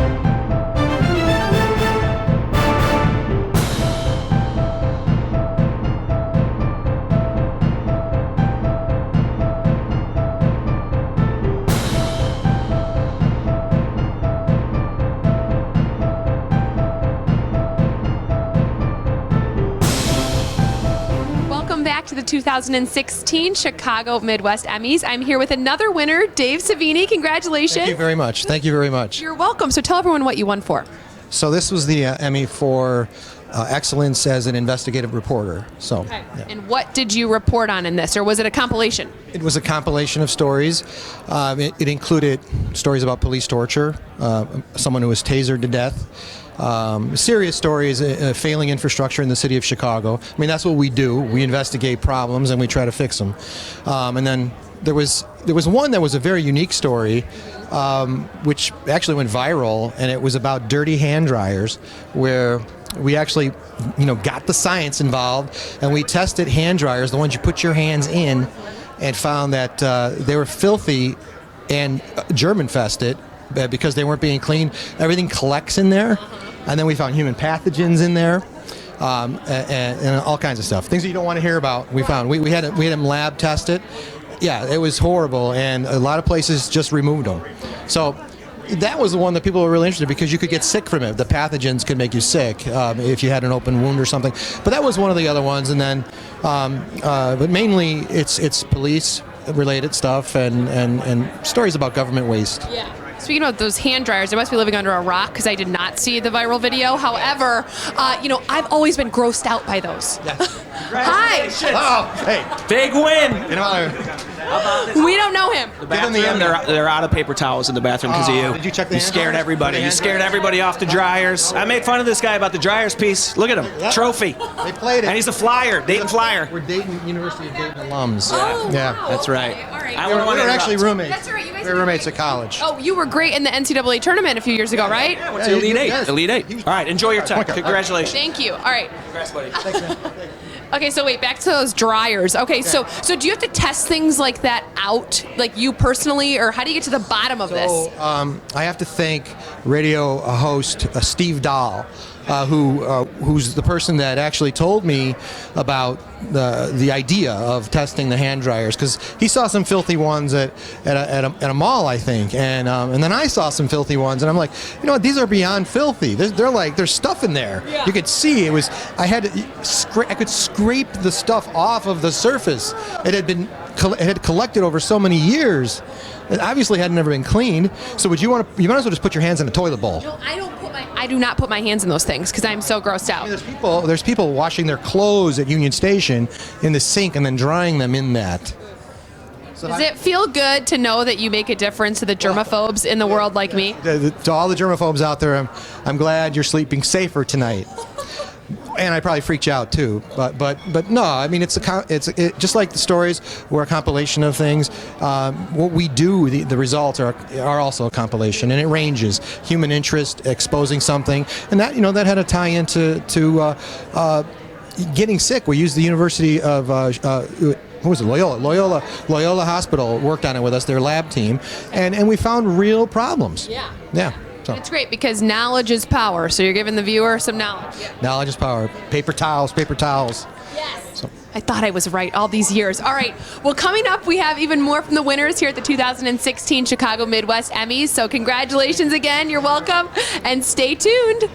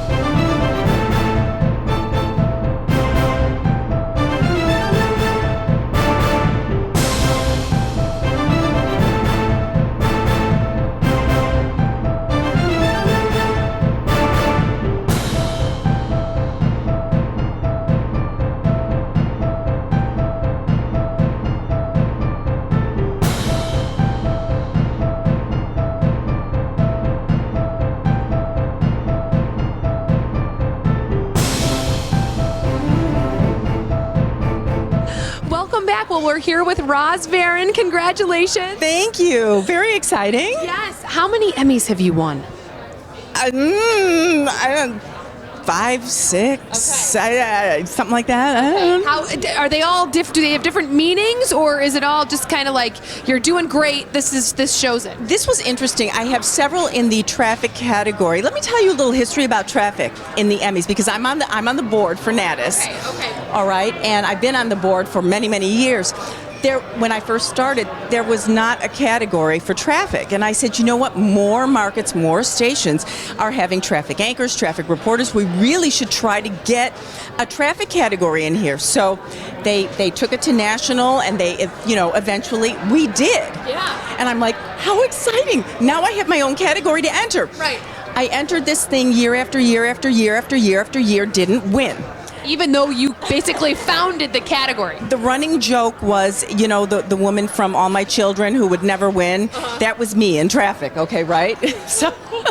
So finally, when I did started winning in this category, it was very, very sweet. And, because I really fought hard to have this. Not that many people entered, and I encouraged all of my peers at other stations in traffic, I'm like, enter, because if you don't, they'll discontinue the category. Right. So that's my little traffic story. I love that. Thank you for sharing that. Yes. Okay, good. You're a pioneer for everyone in traffic out there, or for people that just are not being, given the recognition. Yeah, exactly. All right. So how do you feel being here with everyone all dolled up? We dress for work because we have to, and it's great to go home and put on your jeans, but this is taking it up a notch, several notches. Yes. So it's always fun to come out and do glam. Yes. Love it.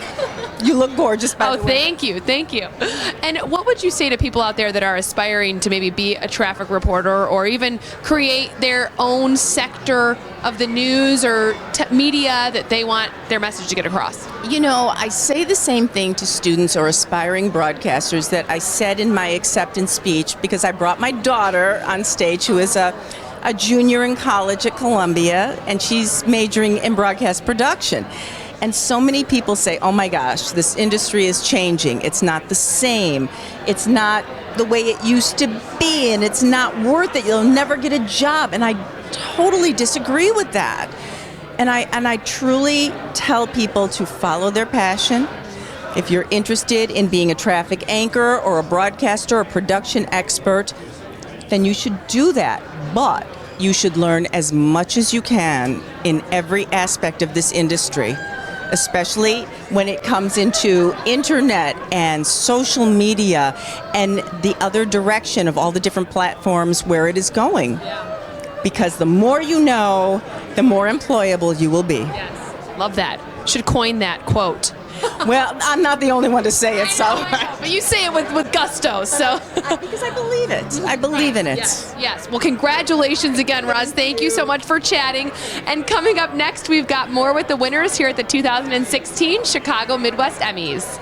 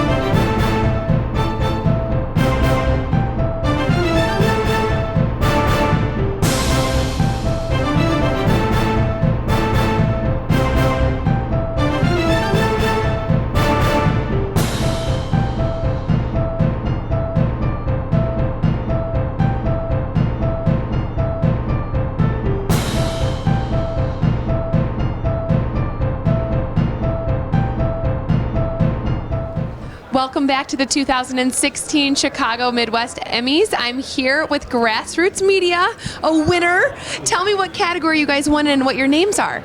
Documentary. I'm Peter O'Keefe, producer-director. Okay. Andrea Rogers, executive producer. Donnie Rogers, editor. Great, we've got the whole team here. All right, so tell us about what you won for. We have a documentary about two artists in South Bend, Indiana. It's basically about people who are passionate about making art and make a living at it in flyover country, Indiana. And we were just inspired by their passion and wanted to tell their story. Yeah. Well, I interviewed a couple sports guys from South Bend. They won for sports. There's a lot of Notre Dame stuff here today. Yeah. So do you guys just focus on that, or is it all types? Like, tell people what types of documentaries you work on. Documentary is only part of what we do. We do a lot of higher ed, some medical, a lot of philanthropic organizations, but we just love a wide variety of storytelling. Yeah, we're guns for hire primarily, but we found a good story to tell, so we latched onto it. That's great. All right, so what does it mean being here and getting to celebrate with the Emmy here at the Emmys in Chicago? It just kind of ratifies what we thought it was a great story. It took a long time to complete because, we didn't have the resources. And it's just nice to see that other people appreciate it, as much as, we thought it was a fantastic story, fantastic artist, and other people do as well. Right. They're giving you the pat on the back and then some. Yes, all right, thank you guys so much. Enjoy the celebration. Coming up next, we'll have more from behind the scenes of the 2016 Chicago Midwest Emmys.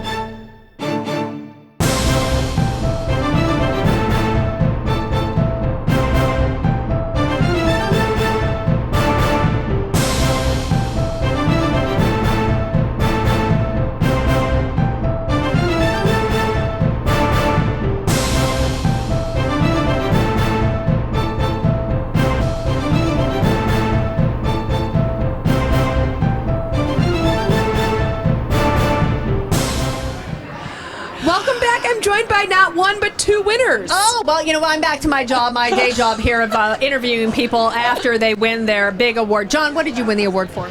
I won for, I think, Best Cultural Documentary, along with another film. I can't remember the title of that one because it's not that important compared to the one that I made. But really? Anyway, Oh, okay. yeah. I made Heroes on Deck, World War II on Lake Michigan, narrated by Bill Curtis. Well, you can't go wrong with Bill Curtis's voice. That is the voice, right? He was on my bucket list. We're showing it around the country now in theaters, and every time that voice comes out of the speakers, literally people they sit up because that's remember when Robert Stack did that terrible show on NBC called Unsolved Mysteries? It's like it was a bunch of hokum, but when Robert Stack spoke, you're like, wait a minute, I better worry about this. So Bill Curtis added that gravitas to our film. And it's also, he knew the story very well. And it was funded by Captain Dave Truitt of the Chicago Marine Heritage Society, who knew the story better than we did. And we're just so grateful to give this award to Dave, really. You know what's interesting to me, and Steph, we were just talking. You were here, and 20 years ago you won some awards because you are Chicagoan, and then you moved to the West Coast and blah blah blah, win awards, do whatever, make movies, and Get then you tan, come back, stay in the sun, and you get back and you immediately win another award. Well, I'm pretty happy about that. I won years ago for like Wild Chicago, which my partner on this film, Harvey Moshman, my Is that co-executive producer, yes, Come on in. he His daughter was trying to get him on here earlier because they were the group of women that had the empowerment story, and they were nominated for that. And this is her dad, and she was talking about her dad who'd win, I don't know, like 400 Emmys, and he was up against that. By the way, a couple of years ago, we were thinking that we should petition the Academy to rename the Emmy the Moshman. Oh yeah. Because he's won so many. But honestly, Harvey's the reason the film got made, because Harvey's also a really good diver, and he knew this story about the planes in the bottom of the lake. And he was diving and supervising the shooting of them, and he talked me into doing this, and I'm so glad he did, because we made a great little movie, and people around the country are loving it. I'm showing this in Bend, Oregon, Akron, Ohio, Branson, Missouri. Cincinnati, Branson, Missouri. People don't know this story. And I mean, I'm aware of the story. People do not know that they had aircraft carriers, that they had ships out there, and that they were training pilots on Lake Michigan. It's a crazy story that was amazing and wonderful, and I'm so glad that you brought this story to the big screen so people could see it. Yeah, there's virtually no evidence out there today to acknowledge that this took place. Nothing in Navy Pier really to speak of. Now, how difficult was it to do this? Because you're a diver. I understand what it's like to be a diver, but I mean, to actually go down, to look for the planes, to put the story together, to tell a good tale when you really don't have a lot of evidence. It took a lot of patience by the salvage team to actually find these targets in the first place, send down an ROV, a camera inside a little submarine, and see what it was. And when they determined what kind of aircraft it was, they would mark it. Years later, when the money was raised, they would go down there and get it. And there's 120 of them down there. There's still about 100 left, and they've pulled up 40, and all those are either in restoration or in museums around the country now. So. So what is your next project now that you've done this? Now that you're back in Chicago winning Emmys again, and you still here winning a million Emmys, what is your next interesting project that you're going to bring to the big screen? Well, he's got one and I've got one. I am going to make the dramatic version of Johnny Carson's life. Really? Yeah, called Carson the Magnificent, inspired by the Bill Zamey book of the same title, which is unpublished. But I have a whole lot of contenders for that in LA. A 6-hour miniseries a la OJ, but not OJ, about Johnny Carson and his life. Harvey, want to know? That would be fantastic. I make a travel series called Wild Travels, which is seen on public television, and will be in our 3rd season by the end of next year. Congratulations. Yeah. Well, I could talk to these guys forever because they have got so much history and so many interesting things to talk about. But you know what? We got to move on, and you're going to see them back here again next year. I just have a feeling that every year they're going to be here, and pretty soon they'll be doing Stephanie and my job because they're going to be such sofa frequent guests. Is that about right? Couch. Thank you very much, and I hope you're still single next year. We'll talk. We're going to make a movie about them. All right. Thank you. We'll be right back after this.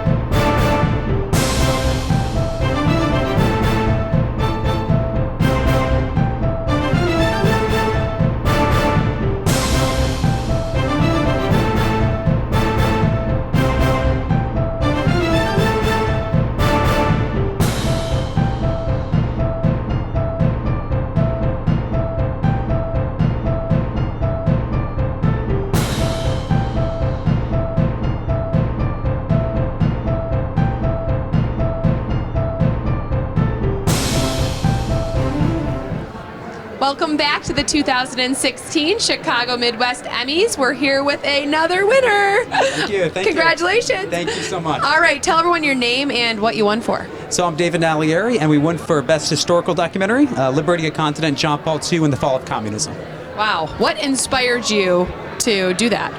Well, we were really fortunate. Carl Anderson, who is the Supreme Knight of the Knight of Columbus, had this vision to make a film to educate kind of future audiences, younger people in Eastern Europe, but also here in the United States about how communism fell.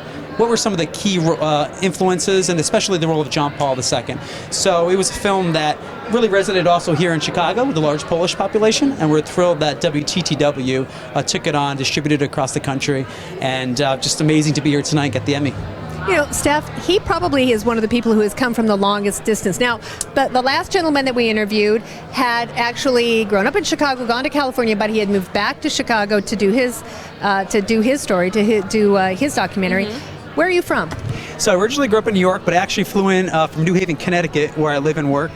And but we were, like I said, thrilled that WTTW here in Chicago was our co-distributor, and so that was kind of connection to allow us to be part of the festivities. So I'm glad to be, I guess, the person who came from the farthest. That is an amazing story. And you know what? They have so many really fine shows on WTTW. So it's wonderful to see that you were actually highlighted and honored.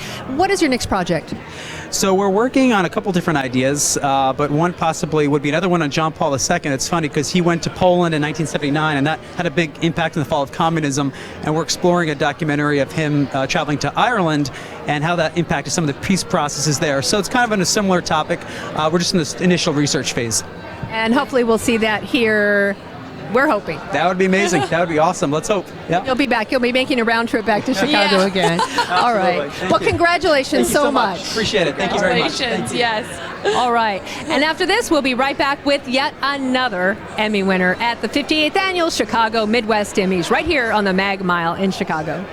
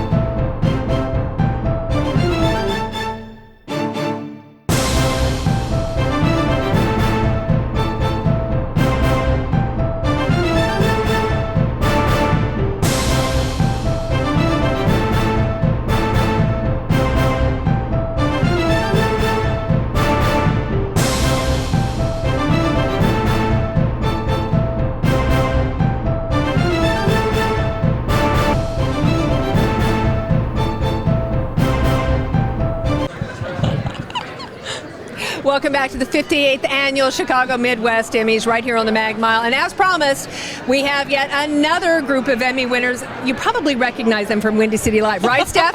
Look at them smiling so big. This is a regular event for you guys. You're here every year, right? Yeah, we're here every year. We're kind of surprised that we won for this one.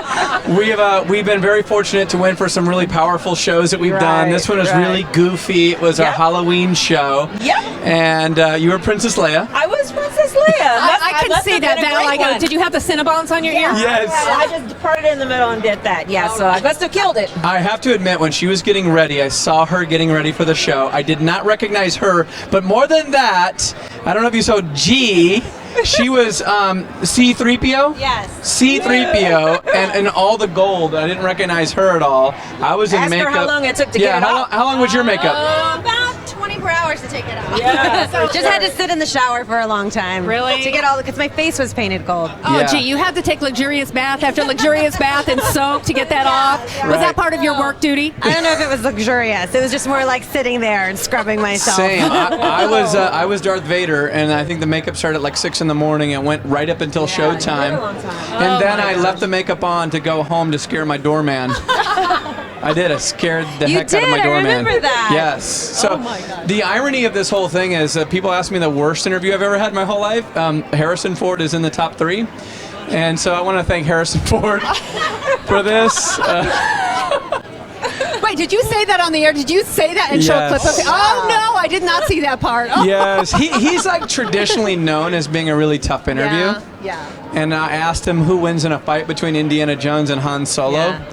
He didn't really like that question, and he was not afraid to tell you that. So I think it was like a tough category though, because we were up against ourselves, and especially for you because you did such a beautiful job with the Carla Lee interview. That was such a powerful interview and something I think the whole city was really mesmerized by. Yeah. And you and especially our producer Ann did a really good job. So But we won as this team. I know. We're all together. That's Thank you. Absolutely. That's right. And you guys, every year you're here and you have something new and fresh to say, and you're so much fun to talk to. So, what's fresh and new coming up in the next couple of months? Well, you know what? We're looking forward actually to a little hiatus for Christmas, to be honest. But reboot. Yeah, we got to thank our team, and everyone's off camera right here. Our executive producer, Matt Knutson, come in here. Mary Hines. Come on, team. Walk behind. Get over here. Get over here, team. Hi. I'm good. Come on. Hi, Mary. Hi.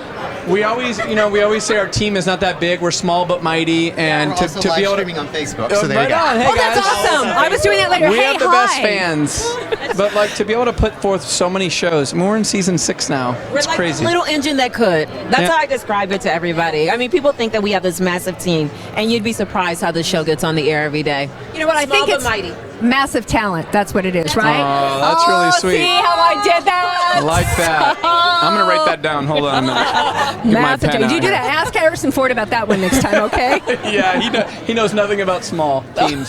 All right. Well, guys, congratulations. I know now you can enjoy. Thank you. What, I was surprised. I was equally surprised. Genuinely surprised. Yes, I was surprised. Okay.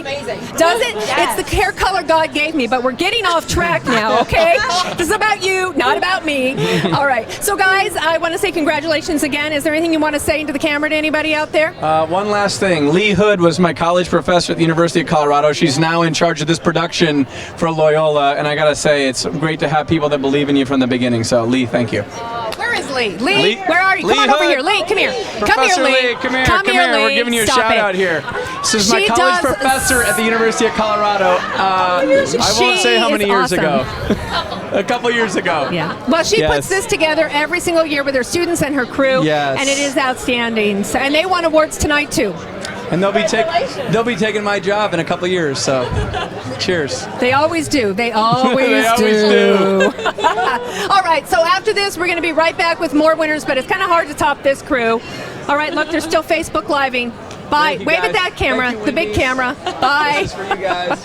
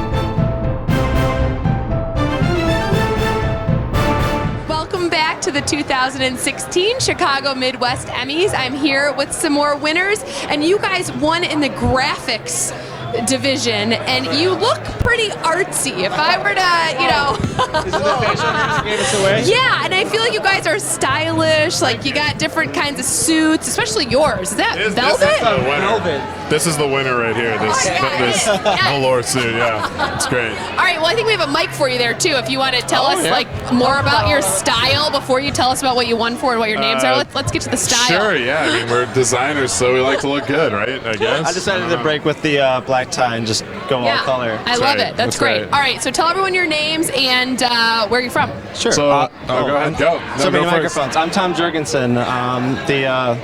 I'm one of the graphic designers at Banner Collective. I'm Mike Fernandez. I'm a graphic designer at Banner Collective. Aaron Asbury, motion graphics designer at Matter Collective from Ohio. Awesome. All right, so are you from Ohio State? I'm from Columbus, Ohio. Man, I'm having a bad night with the teams here tonight. First was Notre Dame, now it's OSU. I think we're going to be in that championship picture. Yeah, I know. All right, well, I'll stop talking about college football now because I went to Michigan, so that was rough, still struggling from the game. But anyways, all right, so tell us what this project meant to you guys. It was a pretty big deal for us because this is right before the Cubs were on the upswing to getting the World Series championship, and so Wrigley is such an institution, regardless, of the record. It's one of the oldest stadiums in the United States, so it's kind of a big deal for them to put in a video board because they were one of the last stadiums to do so. So we wanted to keep we want to keep with the tradition of Wrigley while also trying to modernize it at the same time. I think we all pulled together to try to come to some sort of aesthetic that really fits with the park. Yeah, we went together with SEC, which is a design company that works with the Cubs, and they helped us pull together a design, and we brought it to life, made it move, and did everything for all the sponsors, and it was a lot of work. It was a big undertaking, but we hired the right people at the time, and Aaron came on right when we were starting, and he really helped us. Everybody really helped us come together and get a ton of content on the board. It was great. That's great. Now, when you say, like the designs and the graphics, I think you're just like maybe pushing a couple buttons or something. How does that work with graphics? I mean, I could say first thing is Tom's our 3D specialist, and he did a lot of, he made an entire, 3D model of Wrigley Field. He did the scoreboard, and we did a lot of graphics off of that. So that was a huge portion of it. But then, just in general, like, we would get tons of sponsors, and those sponsors would want specific things, but it would have to be related to Wrigley, and we would have to come up with designs that really tied that all together. And I think the important thing in sports is that oftentimes they try to make it very flashy, but also you want, at least for Wrigley, it has a very classic, staid type of sense of, respect and tradition. So there's always a balance that kind of comes with that. Yeah, set the mood and the tone and have it be in alignment. Yeah. And make the whole thing kind of match the other board, which people were worried about the video board, I think, coming out, and I think everybody had pretty positive response to it because it was sort of like, oh, it kind of looks similar to the scoreboard did. Yeah. So we can kind of ease into this way. Right. Well, that's awesome. Congratulations, guys. Thanks so much for joining me. Stay tuned. We're going to have more with the winners here backstage at the 2016 Chicago Midwest Emmys.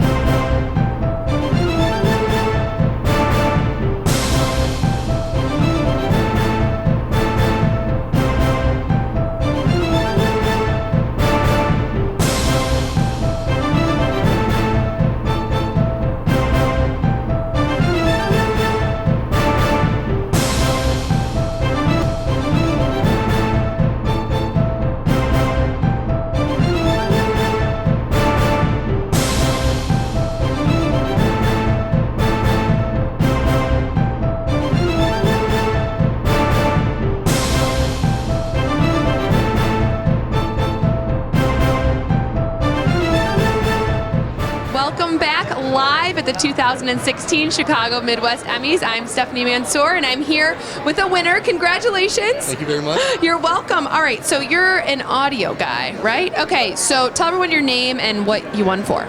Dan Gutschman. We won for the Chicago Blackhawks song that we wrote for them, which was actually pretty cool because it was the first time we tried. There was no music. It was all sound effects. And we tried to bring that together. It actually forms a so-called song.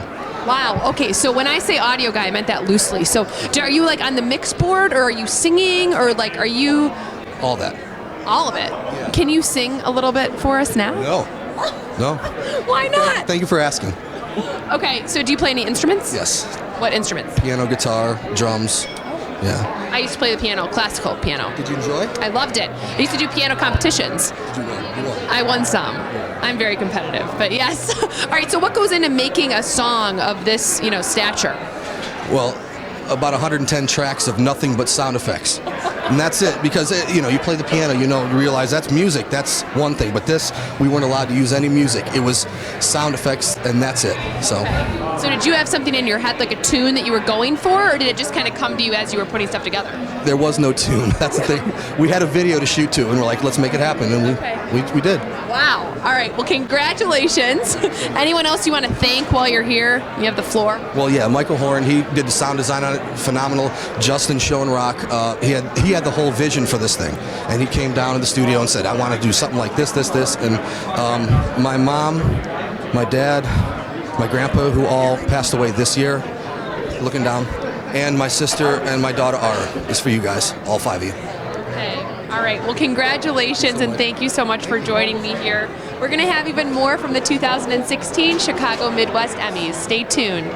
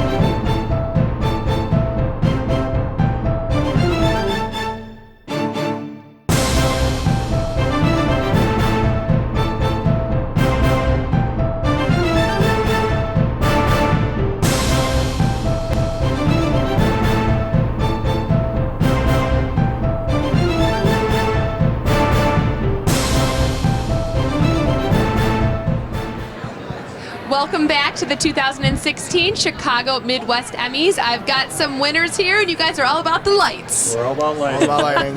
All right, so tell everyone your names and what you won for. My name's Max Wilson, and we won for lighting. I'm Ross Trabasi, also won for lighting. Okay, now what do you mean like lighting? Because I have a hard time with shadows, or even like, I feel like my living room is a little too light, but I don't know how to pump the bulbs up to get more, so I'm like an amateur. So what, I'm sure it's more involved than that. So we used lighting as a way to creatively tell a story, and the story was about a woman, Karen Sabo, who had some unique challenges, and she was trying to get on the show America's Ninja Warrior. Okay. And so she had a hard year. She had a brother that died of a heroin overdose. She lost her job, but through all this, she continued her training and dedication.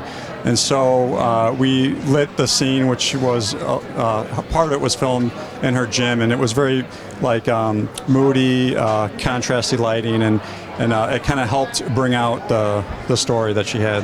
Okay. I wouldn't recommend lighting your living room. Yeah, like the way we. It's a poor choice. It was very depressing. living room. I mean, obviously, with what we do, you can use light to help, shape the story and help enhance it, and so that's the way we kind of used it. Yeah, I was just gonna say. So do you guys think in your head like what the mood, like how to set the mood, or do you have someone telling you, hey, make it this level or that level? Well, we're three creatives, Ross, and we work with another guy, Red Clark, and we all talked and we all kind of were there and just playing with the lights and see what looked good, and so that's kind of how we do. We just collaborate about it. Yeah, it's thought out. It's planned out before. Yeah. We know kind of what we want. We're all on the same page. Yeah. How long did it take for you to light that scene in the gym? The whole thing? Well, we actually, to be honest with you, we actually lit it in a couple of hours. There was a lot of pre-planning, and we had like pre-scripted the story, and we storyboarded it out. But yeah, the actual lighting, it took a couple hours. Okay, yeah, you never know what goes into the lighting of some of these stories. Good. Yeah, lighting can make someone look really good or really bad. Yeah. All right, well, congratulations, guys. Thanks for joining me. We'll have more here on the Backstage show of the 2016 Chicago Midwest Emmys.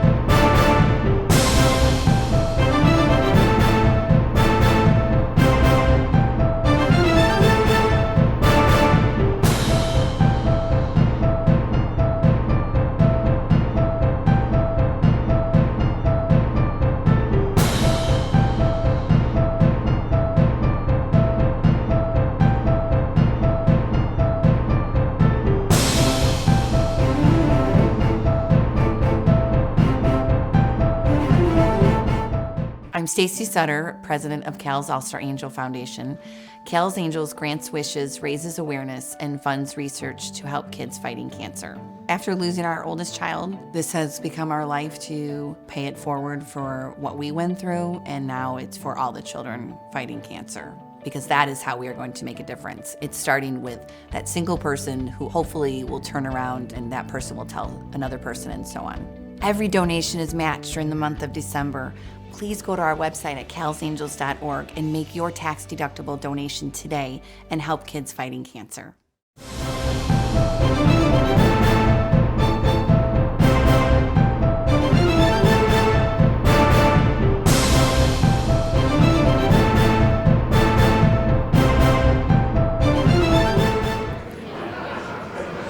Welcome back to the 2016 Chicago Midwest Emmys. Congratulations on your win. Thank you very much. You're welcome. Tell everyone your name and what you won for. My name is Jordan Arsenault, and I won for Outstanding Crafts Achievement in Editing Non-News Program. Ooh.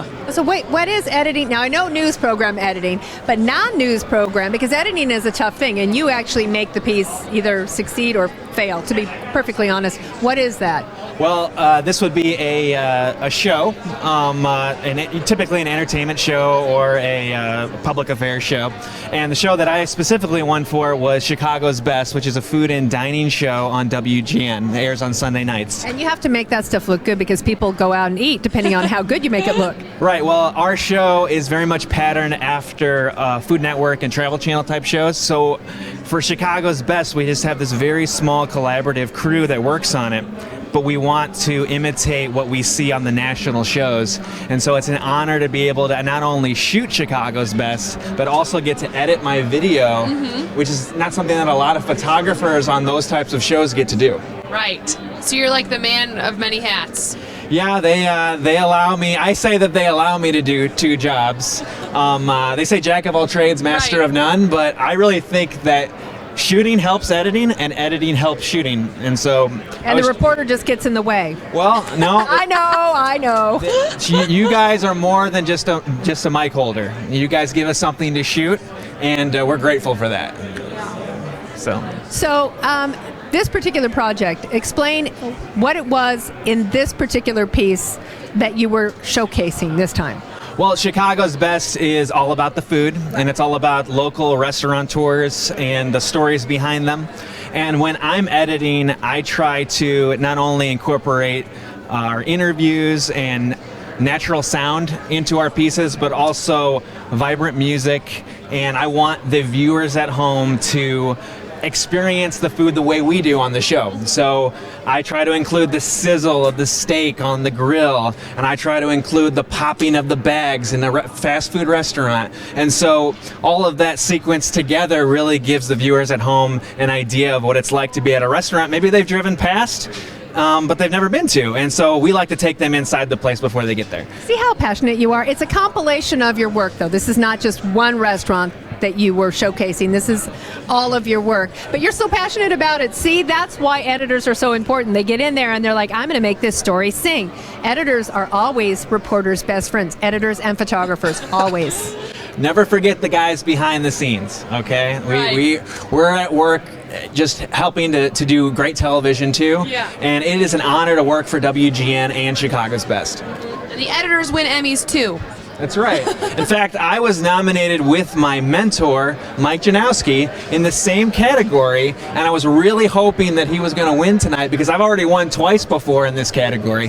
But it's such an honor to be here and to be among all the nominees. It's such a great place to work here in Chicago where there's just such camaraderie. It's a great fraternity of people behind the scenes and in front of the camera, and it's an honor to do it. It really is. Well, I love the show. I watch it, so. Oh, thanks for watching. Yes. Any suggestions? I noticed the sizzling too. And I like the we're sound starving, effects are and now you made us want to eat more. So, we're so there you go. We're going to head out and eat in just a second. Plenty of great places in Chicago, all over the city and suburbs. So We know the best food in just the ask nation. me. Yeah. All right, well, we're on the Mag Mile, and stay tuned because we're going to have more coming at you from the 2016 Chicago Midwest Emmys.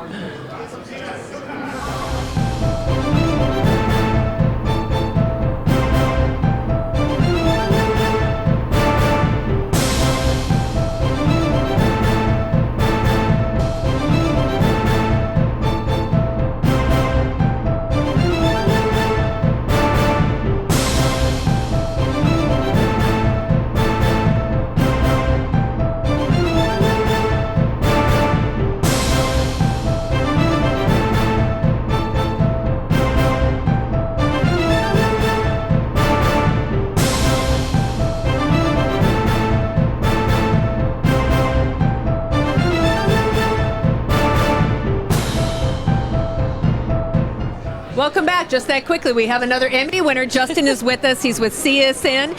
And this is it's a trophy for your sports editing? Yes. Sports editing. So tell us about it. I mean, sports editing is amazing because you're watching those things so close up and then far away and then back in and then left and right and you're drawing on the thing. Tell us about it. So here's the really cool thing about this spot. We wanted to promote our upcoming Blackhawks coverage on CSN. And I walk into my boss's office and I say, I've got an idea for a spot and I want to do a spot completely comprised of sound effects. And then we're going to shoot all of these like scenes that match up with the sound effects. So that's reverse order. Reverse order, yeah, completely contradictory to what you're normally supposed to do, which is typically how I do things. So he said, to much to my surprise, he goes, "Yeah, it sounds awesome. Do it." So I said, all right, great. So I went to Cleveland and worked with music producer Dan, and we took 200 and some tracks, comprised them into a like musical score, but all sound effects. And then once we had that, we scheduled the shoot. We went out to an ice arena in Wilmette, and it was pretty much all of us employees who dressed up like Blackhawks players because there were no real face shots. So you didn't really use the Blackhawks players, No. so really, and nobody could tell the difference? Honestly? No. It was all employees. So Kane, Crawford, We Taze, used you a were couple, all like stock shots that we had and like edited that in, color corrected it to make it look like we shot with them. But all of the body shots, the physical stuff of them going up against the boards, was all stuff that we shot at this little ice arena in Wilmette and put it all together. And we made this awesome spot. And it looks like Kane and Taves are shooting with us, but really they weren't. So wait, did you show this to the Blackhawks yet? Did they see? And what did they say? No, they loved it. It was great. We had it on air for like 5 months. Everybody loved it. So it's really cool to be recognized for it. So. Well, they don't have to ever do a publicity shoot again. You just got to cover it. Oh, jeez. No, they're done. Now that's it. I'm in trouble now. Jeez. All right, so what is your next super secret thing that you're going to do that you can tell us about so that everybody won't steal your idea? I don't know. You know what? We're working on this this new show for CSN called In the Loop, and it's kind of like this funny, quirky show. So we're working with Luke Stuckmeyer and Layla Rahimi, and we're making it really kind of cool and fun and hip. And the other day they put on these wigs and they're doing like all these panther movements and stuff. So it's kind of like taking a news show, but turning it on its head and really making it fun. So. You sound like you're just like a kid in a candy shop. You're one of those guys who grows up and he's like, I'm just going to play with toys when I grow up, and you are. I am, because I'm one of those fortunate people who have got to grow up and do what I love doing, so I'm thankful for that each and every day. Yeah, congratulations. Thank you so much. I appreciate it. Take that hardware, get the heck out of here, and go have a drink and enjoy yourself. Sounds good. Thank you so much. Congratulations. We're going to be right back with much more.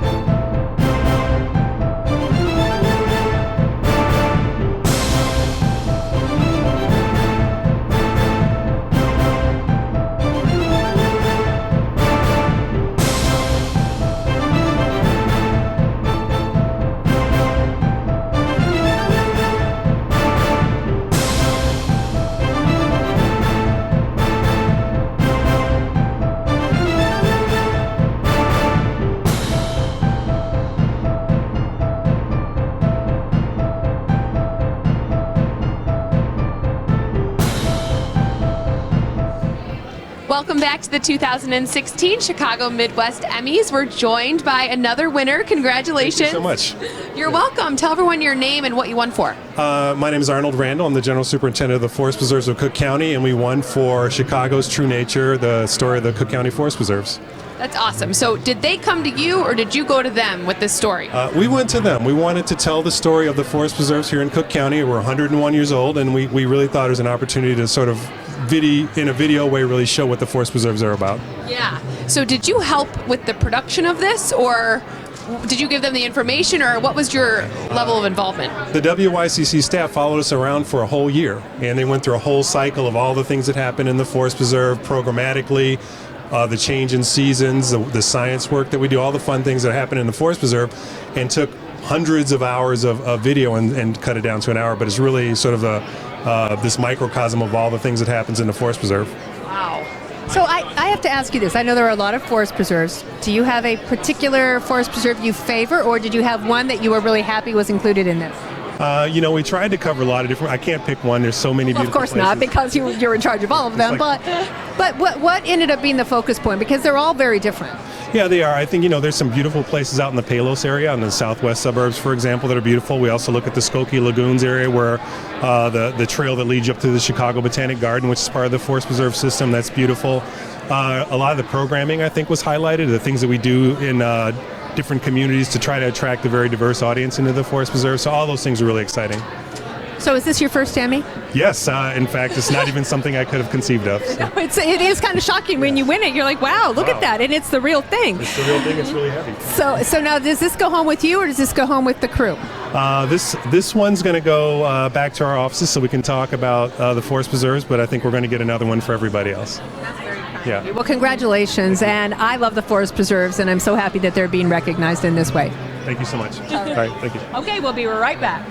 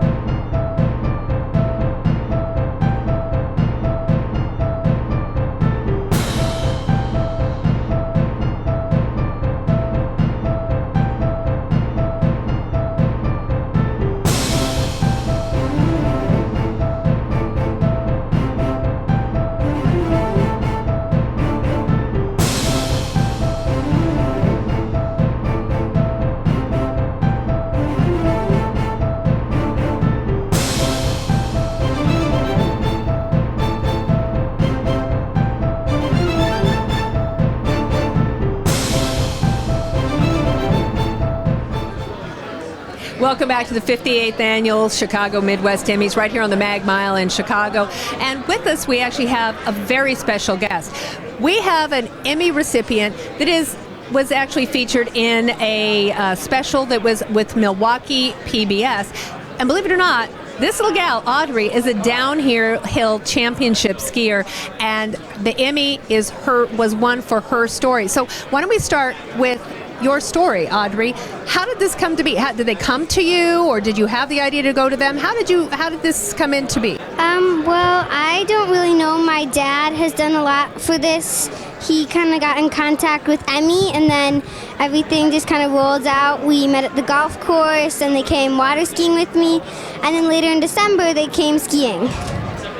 Wow. And so you're an athlete? Yes. Yes? What are all the sports that you play? Well, I play tennis, softball, skiing, swimming. I like to dance, and that's probably really it. Wow, that's amazing. What's your favorite sport? Skiing. Okay. All right, so I'm going to ask you ladies, how did this come about in your eyes?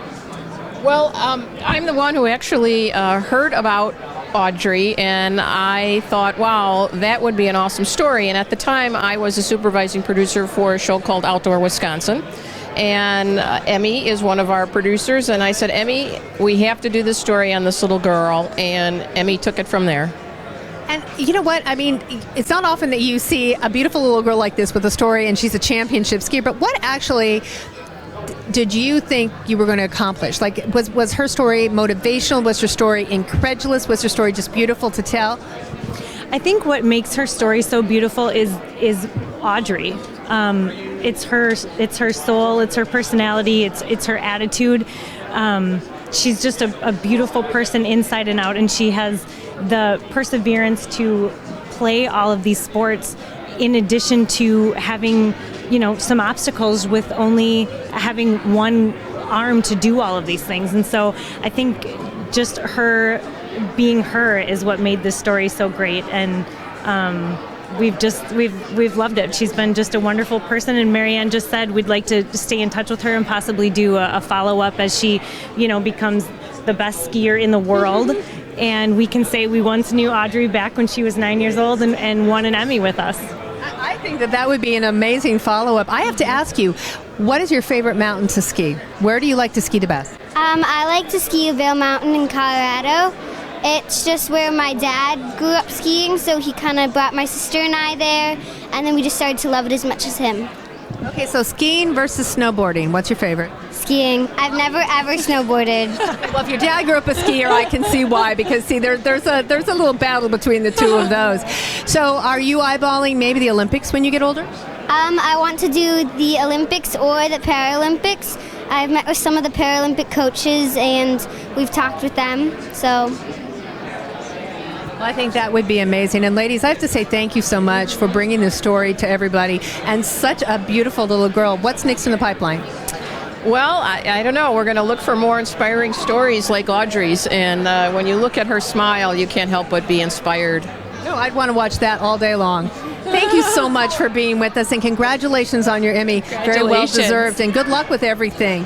I'm going to be seeing her someday, standing on a podium somewhere, winning something else. All right, we're going to be right back after this with more Emmy Award winners.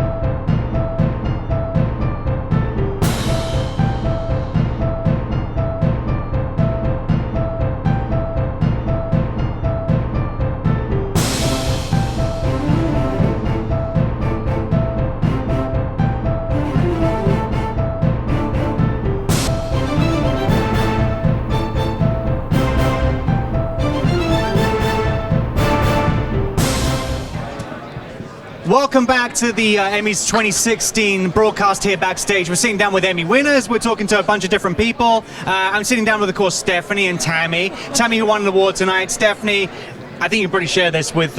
This isn't my show. No, I just remember it's not my show. You're so good at your show. We just like this could be another show, and you could win another Emmy for it next year. You just won an Emmy. Tell me what that one is for. That was a really polite industry way of saying, Elliot, you talk an awful lot. When do you shut up? No. It's never. He's more entertaining than us. No, it's not. You should take this back. Oh, really? Okay. Because I should interview you, right? We should talk about this. We should talk about your Emmy. My lady, my three-peat lady. Okay, wait. This is only your third? It seems like you should have like 10. No? This is your third? Many would argue I deserve probably none.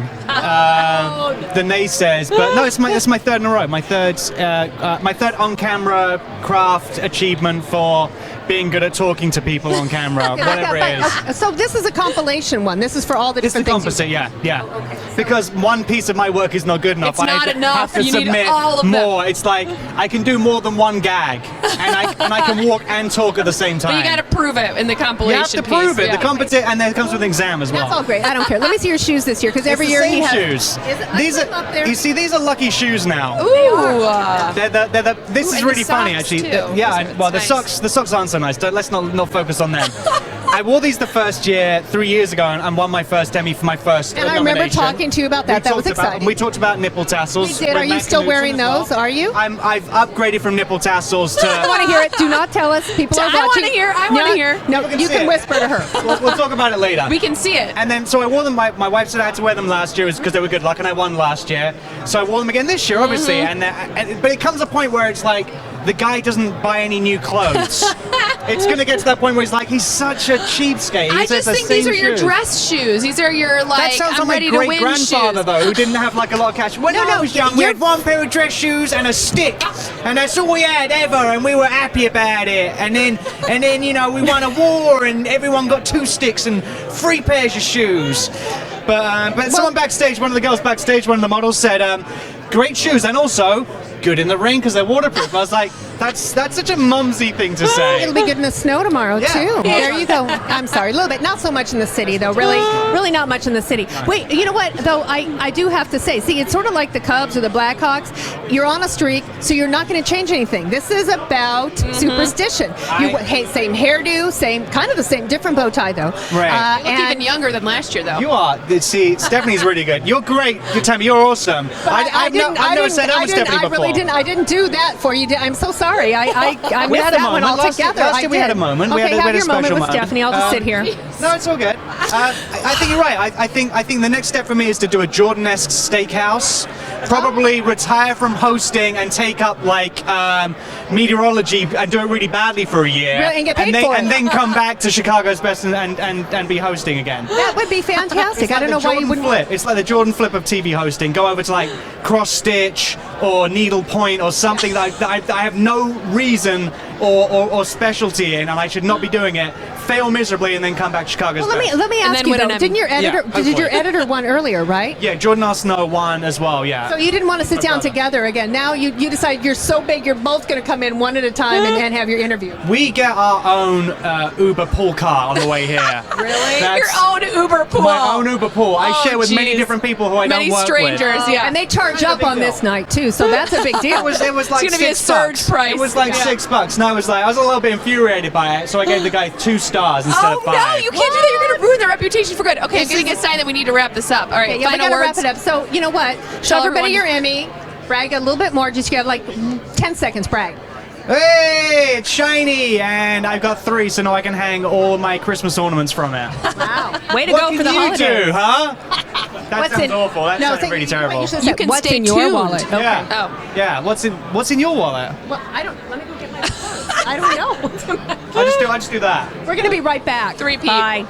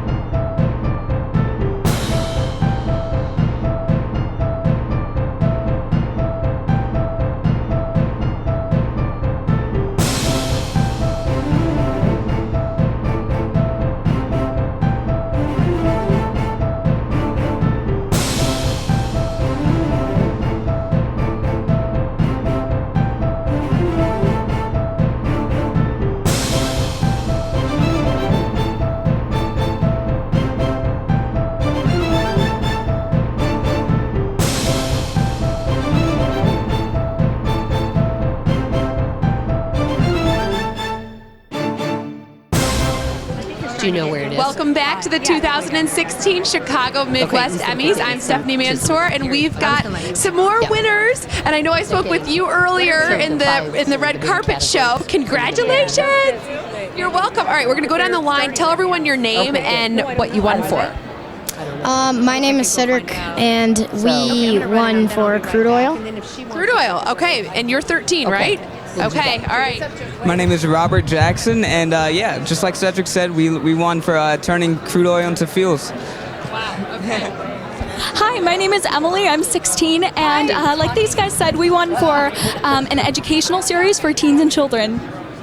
Hi, I'm Melinda Ramo. I'm 19, and same as the rest of them, go nature. We love it. All right, so are you guys all into science, or how did this project come about? That's his third year in a row. Well, it was just like kind of all of us coming together. Dan found us, that's our producer, and he found us and brought us together, and it was a major learning experience. We went to this oil refinery, Flint Hills Oil Refinery, and we got to learn everything about it, how everything goes on in there, and just like got to make this amazing video on it. It was just great. Yeah. It was really cool to like learn about everything because like nothing was really scripted. Everything came organic. So like we really got to ask like a lot of our own questions and kind of like figure out like for ourselves like what we like wanted to know about like the refinery and crude oil and all those like amazing things. And we learned so much. It was crazy. So would you say that you're more into science or you're more into like TV production? I'd say I'm a good mixture of both. I'm passionate about both things. Okay. Both things are equally amazing and interesting to me. Yeah, awesome. definitely. And did you guys all go to school together? I go to a school that's completely different from these guys. How'd they find you? Well, it's a long story, but it all started out with my parents knowing a friend in the swimming community. My sister is a swimmer.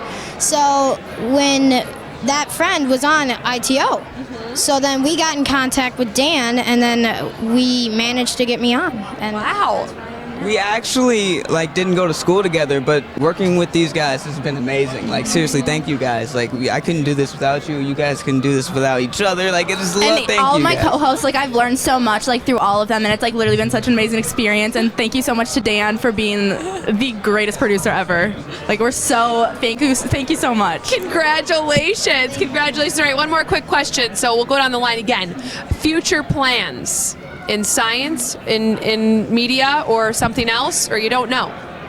I actually plan to be either an actor for Broadway, or not Broadway, Hollywood. Okay. Or an engineer. Okay. I just want to expand my resume with everything. I want to act. I want to DJ. I want to be the top athlete. I don't know. I just want to do everything. Like that's my future plans. Anything is possible. Good. Oh, let's see. Acting definitely, as well as music. I'm a songwriter, and a singer, so I'm really into that. As well as I hope to do something with international relations someday. Okay. I want to be on Broadway, and I really want to be a Disney princess. That's awesome. All right, well, thank you guys so much for joining me. Congratulations. This is a huge accomplishment. You guys rock. Thank you. Yes, very inspiring for everyone out there, young and older. So, way to go. All right, well, coming up next, we've got more Backstage here at the 2016 Chicago Midwest Emmys.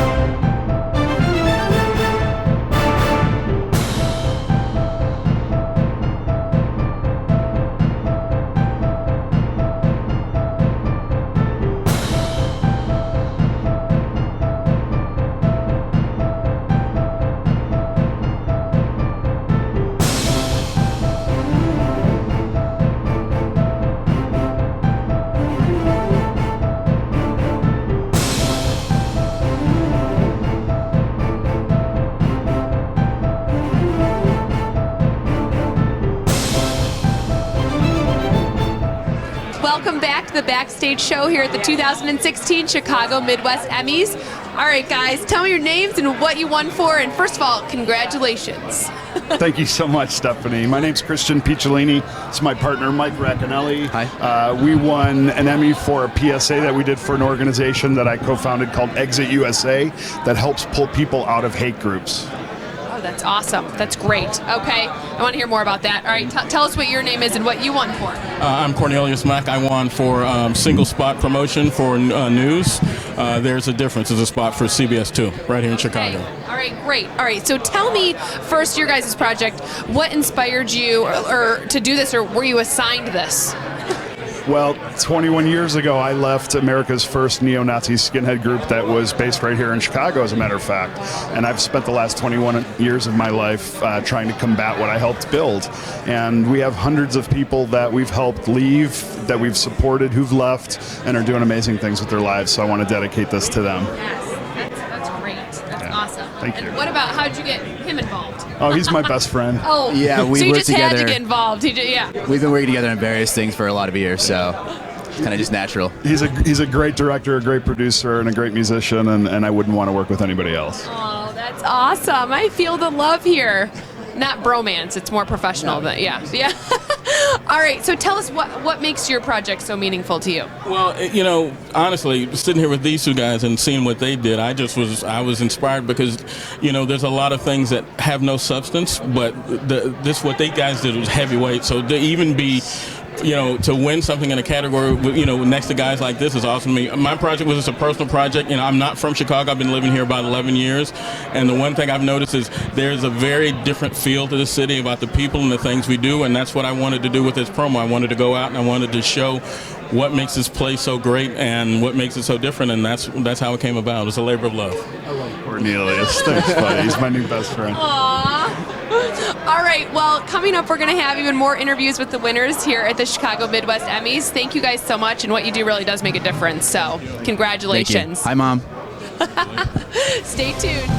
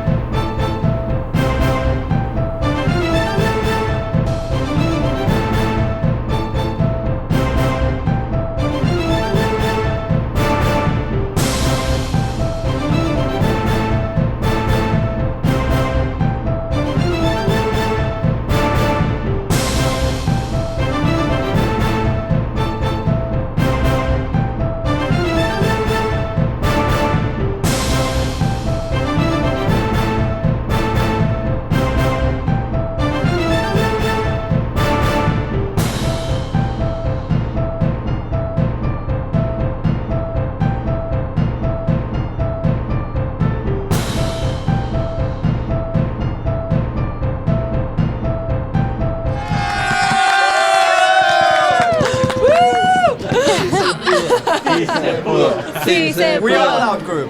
Yes, you are a loud group. Yeah, we're here with more winners at the 2016 Chicago Midwest Emmys. I'm Stephanie Mansour. And tell everyone at home who you are and what you guys won for and where you're from. Well, we are from a lot of places, but we are from station. We are the creative services team of Univision Chicago.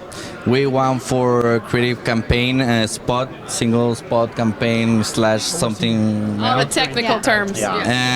And this was an awesome campaign with an awesome team, and just want to say hi to my mom and my dad. They can go. We put a lot of work and a lot of hours into this project. All of us, we put our sweat into it, and so we're very proud. Great. What is the project exactly? We're featuring. So we try to put stuff like from Chicago, like try to like feature Chicago people and especially like our Hispanic community, of course, because we're Univision, and we try to put everything together so that we because you know, like we work for our people, and of course it took a lot of us, like a great team that we are. Photo el gente. Yeah, exactly. You know you're Spanish. So yeah, no, the whole point here is, I mean, we work together. We have to be here together celebrating with you. Thank you so much.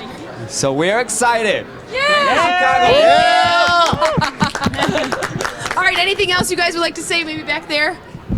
We don't want to leave you out. I'm just so happy that we won because I brought my 80-year-old grandma's my day tonight. So I would be so sad if we hadn't won. But so I'm glad it was worth it. Daniel? Well, I want to thank this amazing team because without them, I think that they push me every day to do better things, and I want to thank my husband who's there, my mom who's there, everybody who supports me, and I'm thankful to have them as a team, yeah. Also, I want to say hi to Jaime, who is in LA. Jaime, we miss you. And Mike, Fabian, and everyone else, and all the leaders who help us make this happen behind the scenes, and you know. Yes. Yes, well, Felicidades, right? Felicidades. And thank you, Univision, for giving us so much and keep believing in us and here and the Latino community, and we keep pushing ourselves. All right. Well, there you have it. Woo! All right. Well, have fun celebrating, guys. Thank you. We will. All right. Well, coming up next, we'll have even more winners here at the 2016 Chicago Midwest Emmys. Bye. Thank you. Congratulations. You're welcome. How do I give this to? I can hold. Okay. Thank you.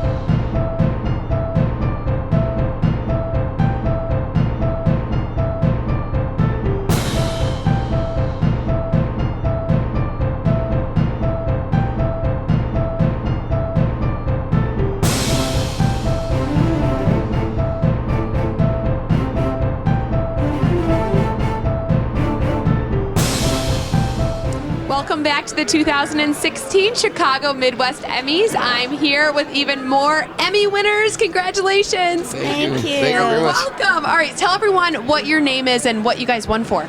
Rob Casmore, Spirit Juice Studios for Janessa Story. And Susan Barrett with Aid for Women, Janessa Story. Okay. And Frances Jimenez with Aid for Women. All right, great. Now tell everyone at home what this was about. Was this a compilation, or was it one piece, or was it a feature? I'm not in there, so I'm not... I couldn't see you guys go up on stage.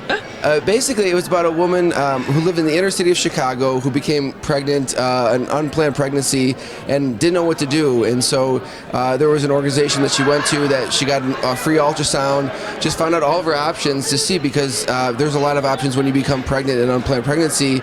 And so this group Aid for Women gave her these different options, and she didn't have a house to live in. And so not only did they help her with some decisions, but also they gave her a house, Heather's house, to live in for her entire pregnancy, and then saw her out throughout to college. And now her son's 4 years old, and she's graduating college in May.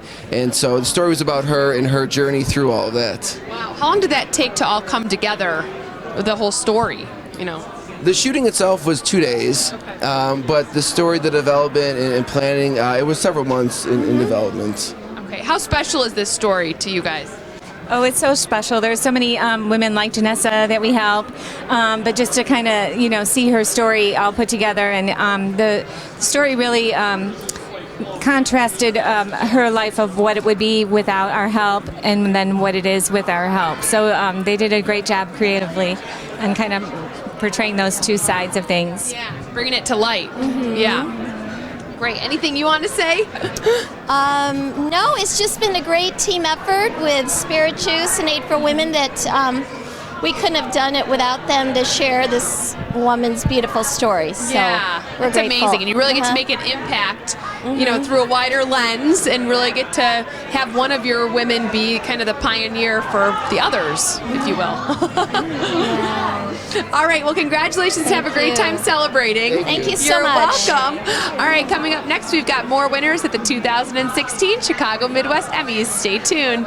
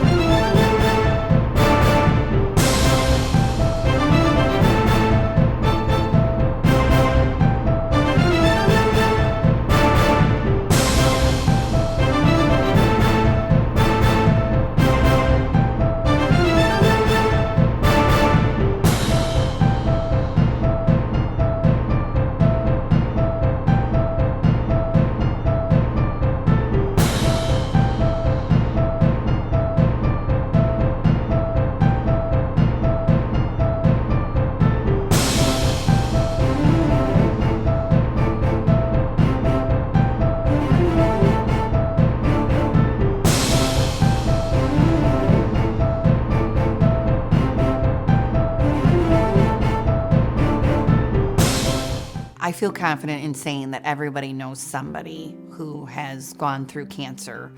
Adding a child to it is a whole nother level. People really do want to make a difference. They just have to be shown where help is needed. And there's no question, pediatric cancer is the forgotten one. Cal's Angels is so excited to be taking on the research aspect of clinical trials and being able to fund something that hopefully will make a difference in the life of a child fighting cancer. You can make a tax-deductible donation that will be doubled until December 31st. Please visit our website at Cal's Angels.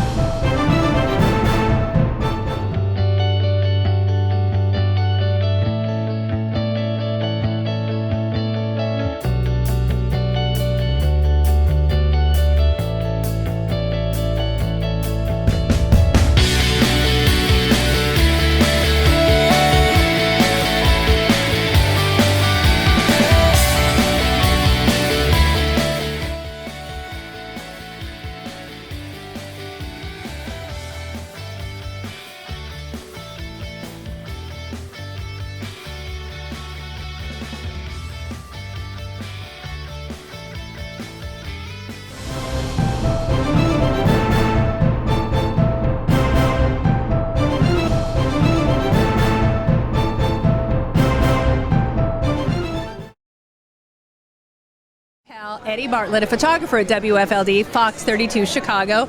And many a times we have shot things and been nominated and not won. But Eddie, you and Elizabeth Matthews, this is for you, Elizabeth. You had the most amazing story, 3-part series called Dying for the High. And the editor, Mike Schatz, was involved. And you guys won an Emmy. How does it feel?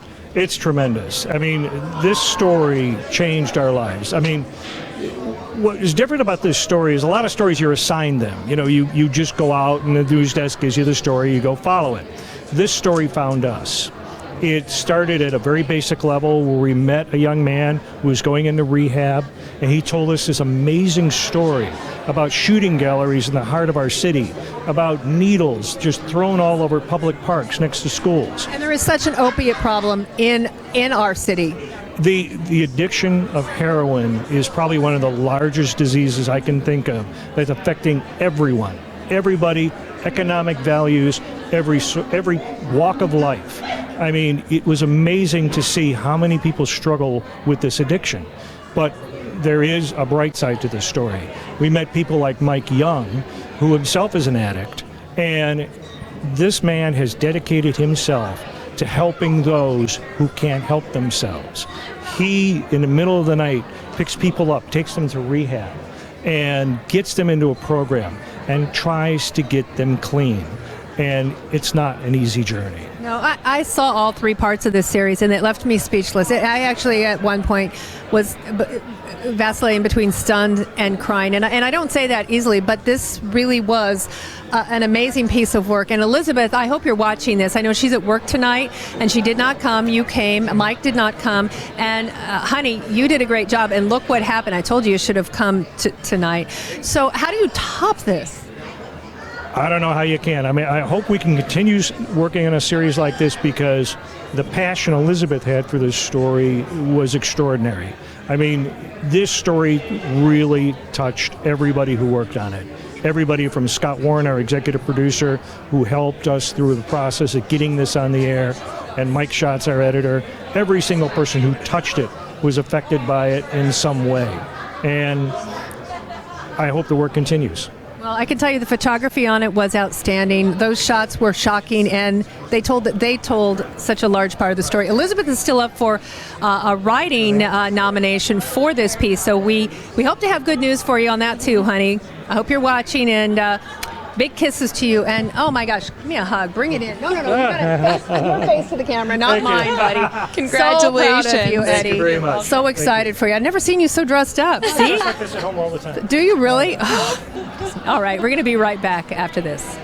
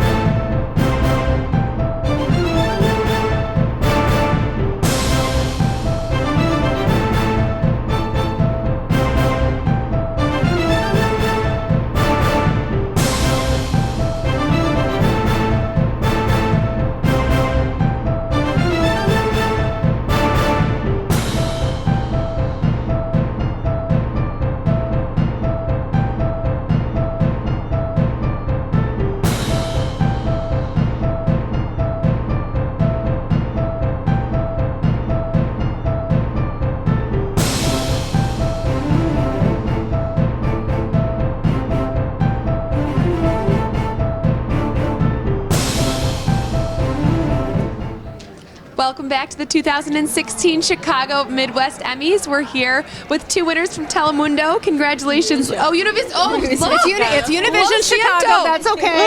It's all right. Don't You tell us the station and what you won for in your names. Of course. Hi, how are you, everybody? My name is Natalie Perez. I'm a special assignment reporter. And you are? Hi, I'm Terry Arvis. I'm the news director. Okay. And both of these awards, very, very different awards. They're for two separate categories. And I know that the reporter that had done this story wasn't able to be here tonight, but you're going to actually accept it and tell her story of what this was for. Correct. This was for a story she did on that was called Pequeña Escritora. It was a little girl who wrote a book, and also she drew the pictures in the book, and she's a really special little girl who I think is in Ohio or close by here, but we traveled for it. The little girl was amazing because she kept calling my office that she wanted to be interviewed. And when I looked into her, I was like, oh my God, yeah, she is kind of interesting. So I assigned it to the reporter, who is also our meteorologist on the weekends. Okay. There's always something there with weather. So what made this little girl so interesting? She does her own PR. She has published this book. The book is about, and she has like some developmental disorders, so or social, So anyhow, that's kind of what made her so interesting. The book is fantastic. It's very much along the lines of what is it called? Those new modern comic books that the kids read now, anime or something like that. Okay, that was it. So yeah. That's fantastic. And yours is a completely different category. Why don't you tell us what you won your award for? This story was the Hermanos del Terror, and we interviewed a family in Israel. And basically this story is if we are prepared for a terrorist attack. So we compare how is their life in Israel. They are under a attack every minute. So now we compare here in Chicago if we are really prepared for a terrorist attack. And basically we live always in the phone and not worry about what's going to happen. So actually I won this one along with her, and this one was interesting because it came after like the Brussels attack, in the Paris attacks, and then it aired very close to the Brussels attack. And then one of the things we kept saying in our newsroom was, how do you survive one of these things? And so I had been reading, my father had actually talked to me about some website that had put out something on how your mindset can actually increase your odds of surviving a terror attack or not. So we decided that we wanted to show the comparison, hence why we went to we shot part of it in Israel, and then we shot another part here, because normal life for them, everyday life, going to the grocery, going to school, getting on the bus, for people in Israel is very different than here in Chicago, where we sometimes take that for granted. And Natalie just did a great job with that idea. Her and Lourdes, the other producer, did a fantastic job taking that and making it something people like, and obviously we got an award for it, so it must have been good. It sounds like both stories. First of all, this sounds like an uplifting story, and that sounds like a story that everybody would need to see so that they actually could prepare themselves for something, should something like that happen, because everybody should be prepared. So it sounds like you traveled and you put in the time and the effort in these awards, and clearly in these stories, and it clearly paid off, and you must be so very proud. I am so proud of my team. I have a great team. We're hardworking, who managed to keep up with me most days, which is pretty amazing. But they're great. I mean, they're super receptive to some crazy ideas that at first are like, what is this woman talking about? But they're not so crazy. You have two awards. You know what? Somehow they make up, but you know what it is? They take the crazy idea and they make it really awesome. So I'm glad to have them and to work with them. Well, congratulations. You're welcome. Enjoy the night. And coming up next, we've got more with the winners at the 2016 Chicago Midwest Emmys.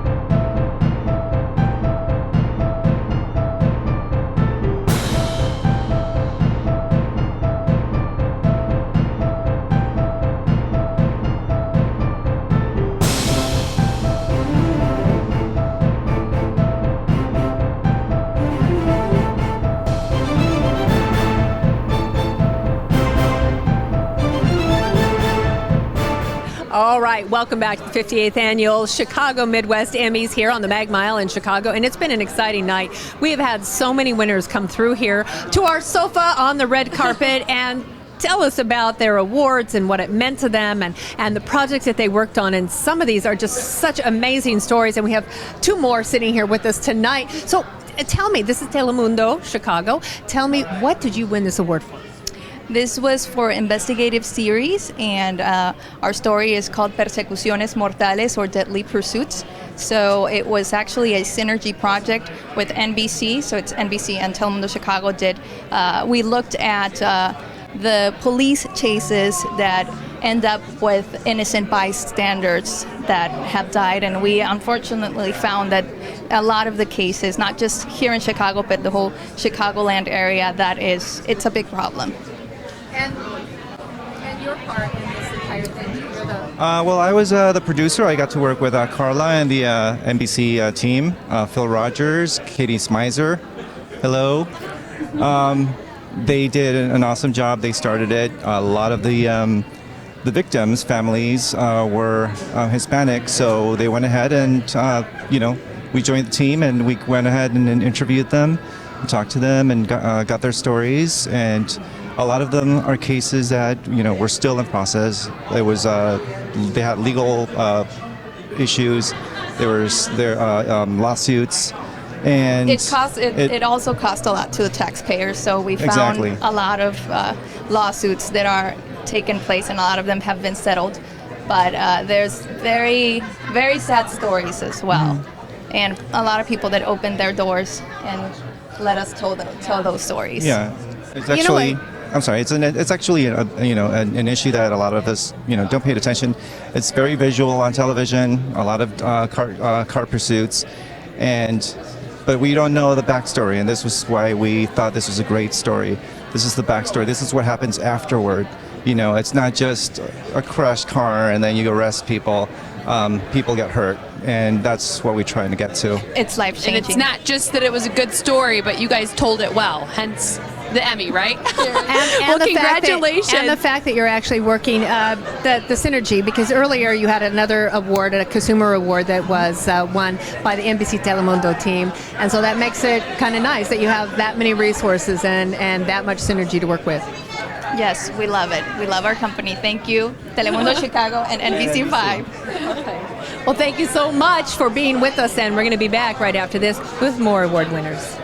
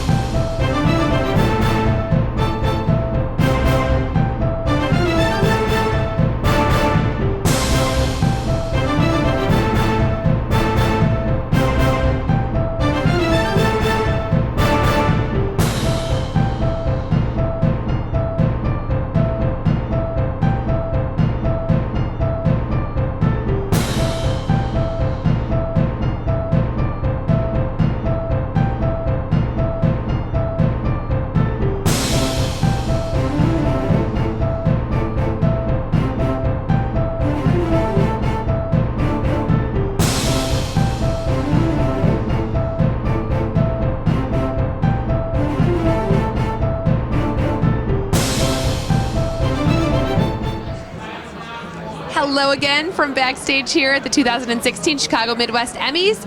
All right, tell us your name, where you're from, and what you won. My name's Andrew Conkle. I'm a photojournalist from WITI Milwaukee, Fox 6, and I was lucky enough to win Photographer of the Year in news. Congratulations. All right, so photography. So do you pride yourself on like good lighting or cool shots, or whoever you're featuring happens to look great that day?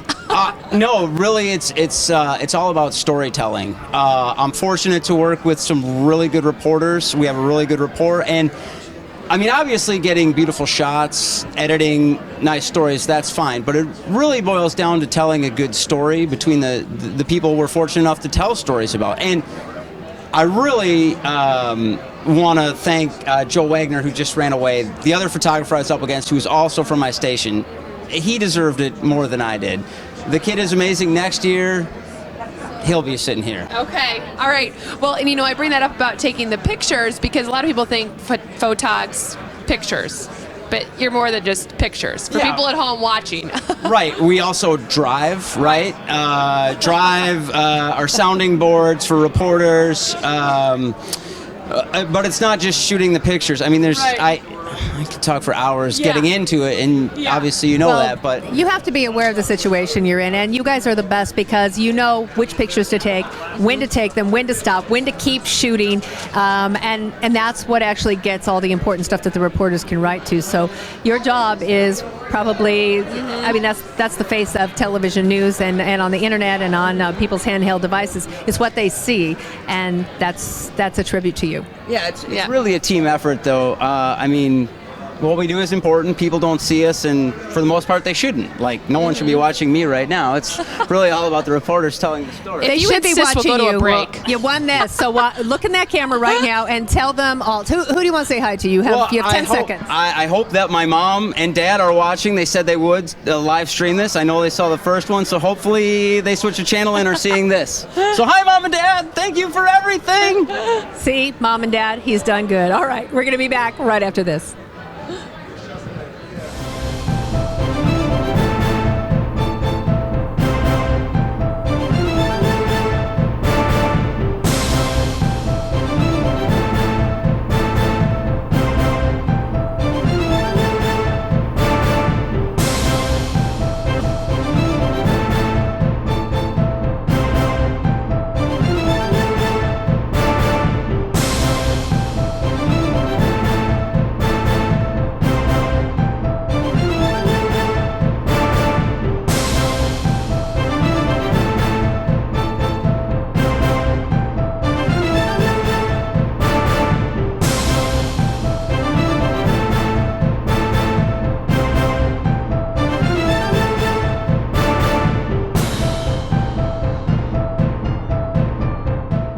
I'm Stacy Sutter, president of Cal's All-Star Angel Foundation. Cal's Angels grants wishes, raises awareness, and funds research to help kids fighting cancer. After losing our oldest child, this has become our life to pay it forward for what we went through, and now it's for all the children fighting cancer, because that is how we are going to make a difference. It's starting with that single person who hopefully will turn around and that person will tell another person, and so on. Every donation is matched during the month of December. Please go to our website at calsangels.org and make your tax-deductible donation today and help kids fighting cancer. I feel confident in saying that everybody knows somebody who has gone through cancer. Adding a child to it is a whole nother level. People really do want to make a difference. They just have to be shown where help is needed. And there's no question, pediatric cancer is the forgotten one. Cal's Angels is so excited to be taking on the research aspect of clinical trials and being able to fund something that hopefully will make a difference in the life of a child fighting cancer. You can make a tax-deductible donation that will be doubled until December 31st. Please visit our website at calsangels.org.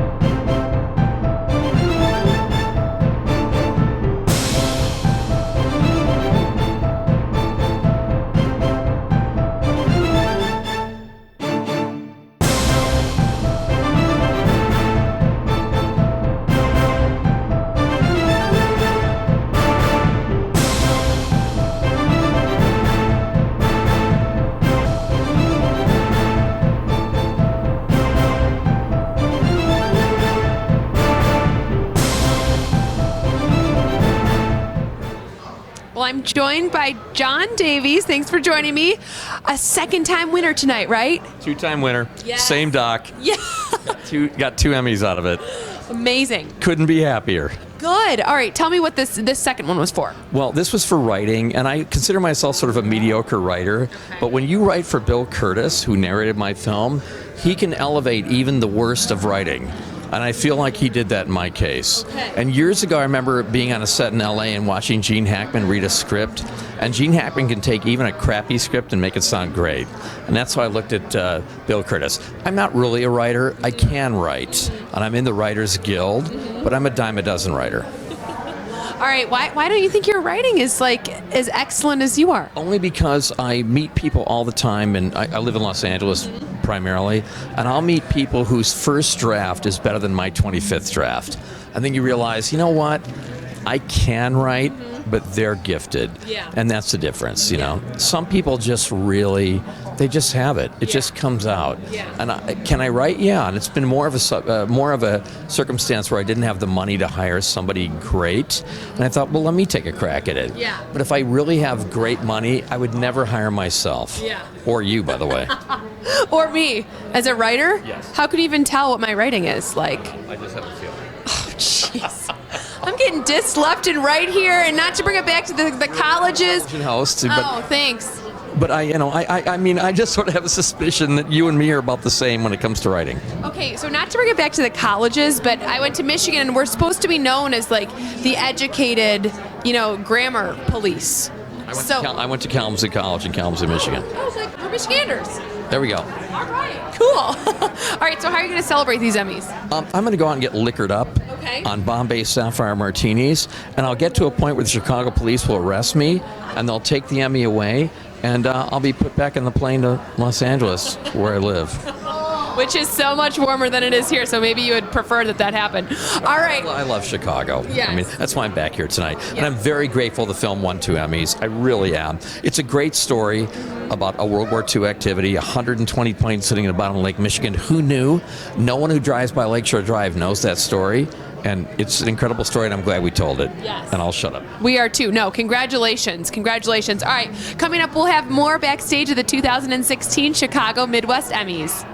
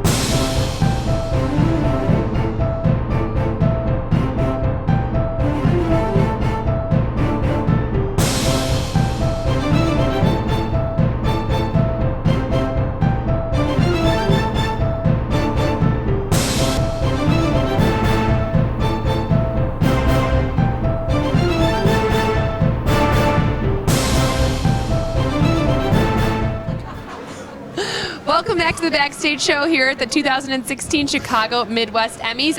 Woo! Thank you. Wow. You guys are so dapperly dressed. Well, thank you.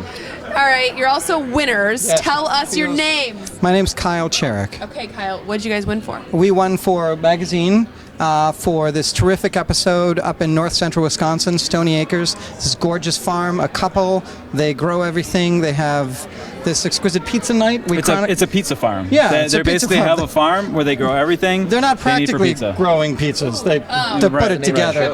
The name of the show, though, is Wisconsin Foodie.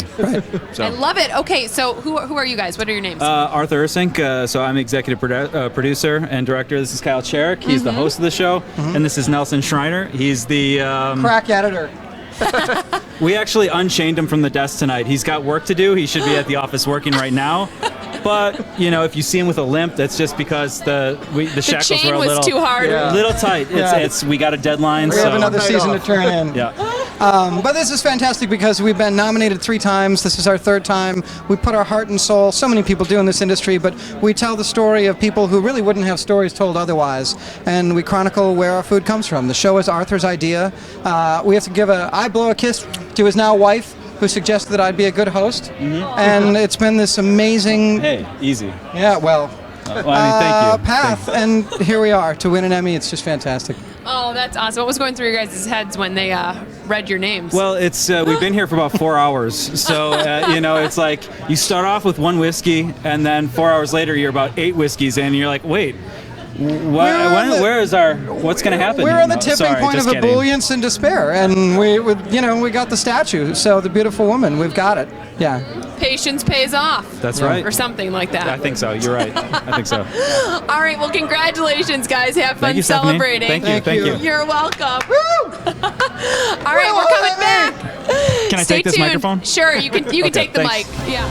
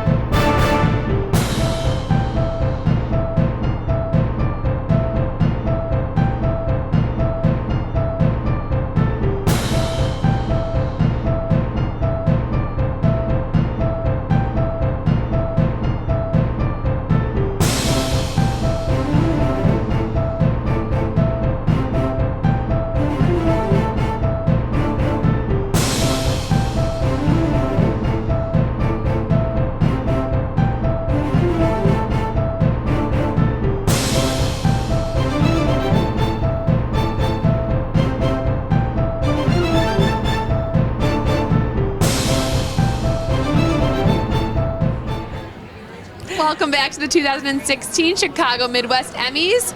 Congratulations on your win. Thank you.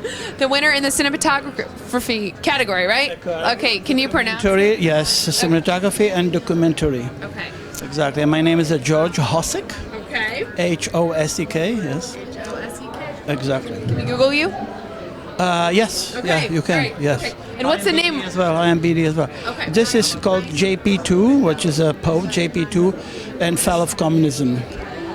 It's actually a documentary about influence of JP2 on end of era of communism. Okay. It's very interesting. My producer, director, David Nalieri, he called me for this project, and we were traveling many European countries to talk to very dignitaries, historians, and we collected probably like 70 interviews, and we created documentary. We did reenactments, we did some B-roll and plus he used existing footage. what is from this era of before communism fell apart, before actually curtain wall just fell apart. Okay.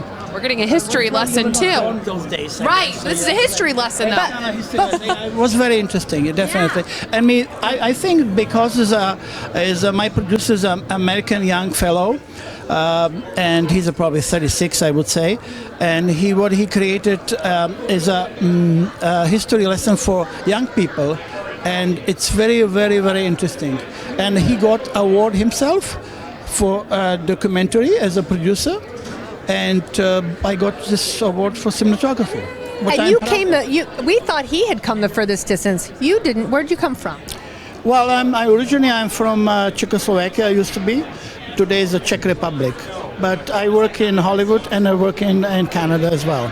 Like either or, which is like to North, I would say North America. So this is a pretty fun night in here. Did you think this was a huge event? Definitely, I would say I was amazed, and my wife texted me that she almost got a heart attack when I called it. Because she could watch it too, streaming She live. did, actually. She did. This is the reason with my daughter. Yeah, exactly. Yeah, I know it's quite. Well, probably she will get more heart attacks. See me with the two beautiful ladies. This is streaming live too, but don't worry. And she said before I left, she said, "Please behave." Well, she meant like completely. Right.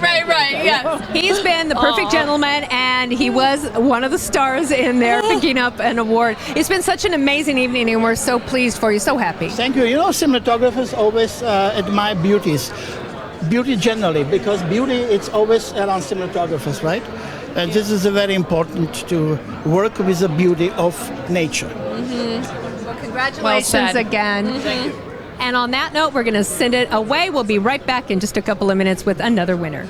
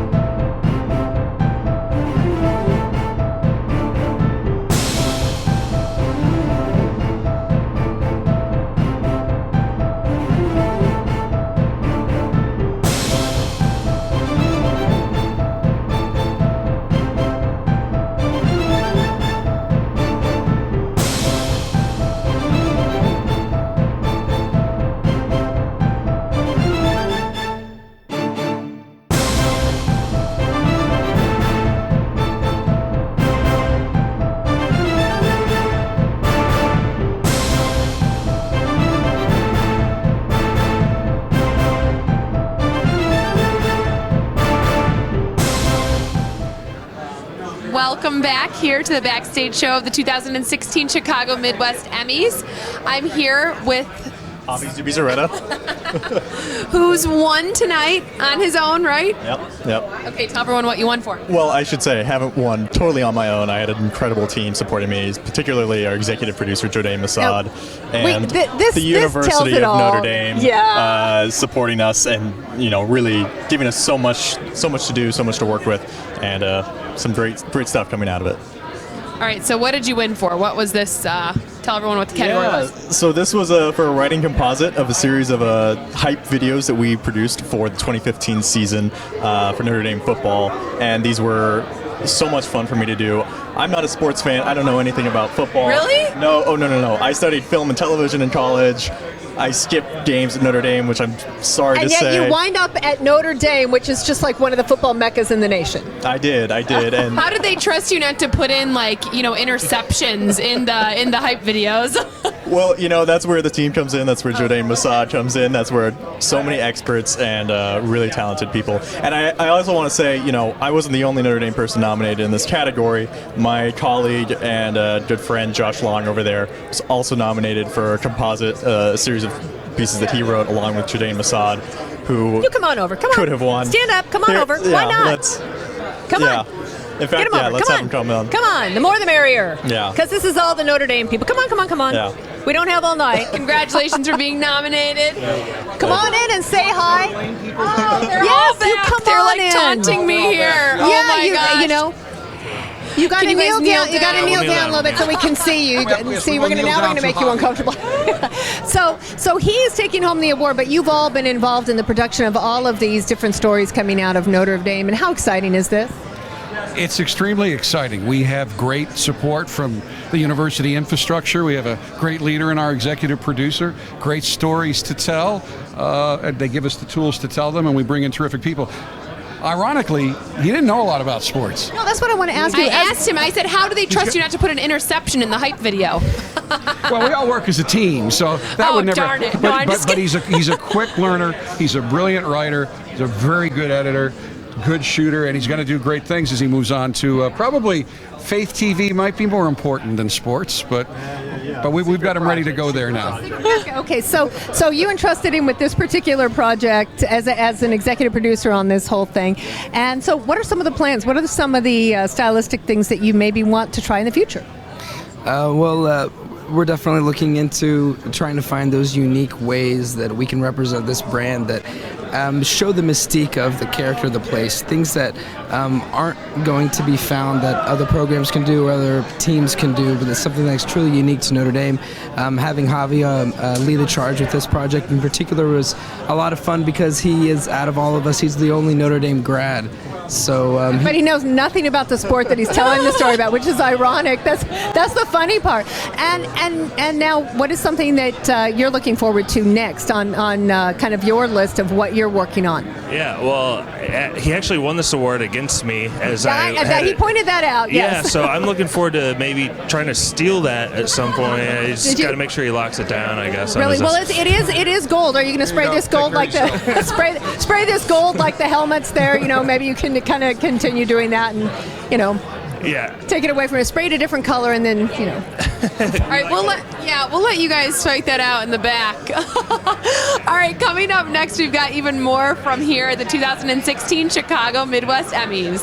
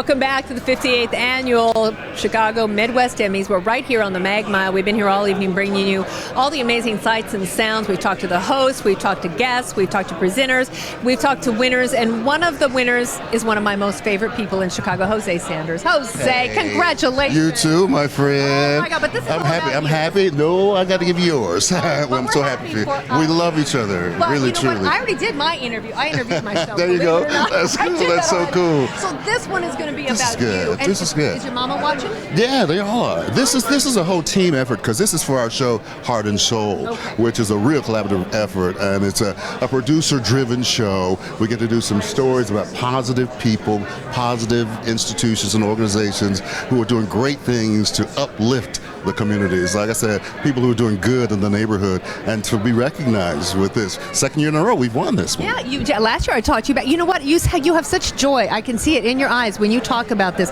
This is the type of stuff that you love to do. Tell me about this particular story. Well, this was for the whole show. Oh, so this was a compilation. Show. Wow, this was like a big one. Wow. It was shot at the Stony Island Art Bank, and we had a lot of different pieces inside that, you know, everybody, different reporters doing stories inside it. So for the whole program, we won for that. And it's a really good, and which kind of makes me feel really good because that's kind of what I've segued into now, Tammy. I do the community stories about people with disabilities, and the positive stories of Chicago, and there's so many of them out there, and they don't get the play and the coverage that they deserve. So when we get something like this, it just shows that there is a need, there's a desire, and there is a hunger for good news and good quality, not slash and dash crime all the time, but people who are trying to make a difference and make this world a better place. And you know what? It's true, because everybody likes to hear the positive stories. They like to be uplifted, because if you have nothing but sad and hard stories all night, it's tough. So, you know what? This is the second year in a row you've won for this. What's next for you, Jose Sanders? I know you have to get up early tomorrow morning. You can watch him early tomorrow morning on Channel 7. He's going to be actually the anchor with Stacey Baca. Yeah. I will be asleep. That'll be funny. Count the yawns. That'll be funny. But we got a lot of good things along these lines under wraps. Watch for them. We got a new thing coming that you are going to really like, that I'm going to be doing, spotlighting the good in Chicago. I'm going to love it. I'm excited for that too. Just look at his face. Turn and look. Good news. Just look at this. All right. For the people who work so hard for this, the photographers, the editors, the producers, and those people whose stories we got a chance to tell. These are good people who are buried. You don't get a chance to hear about the good stuff, especially in this political year. All this negative Chicago. But this says there's good things in Chicago, good people in Chicago. Well, both you and I know that Chicago is actually the most amazing city anywhere, and there are plenty of good stories, and now they're coming out thanks to you. And you know what?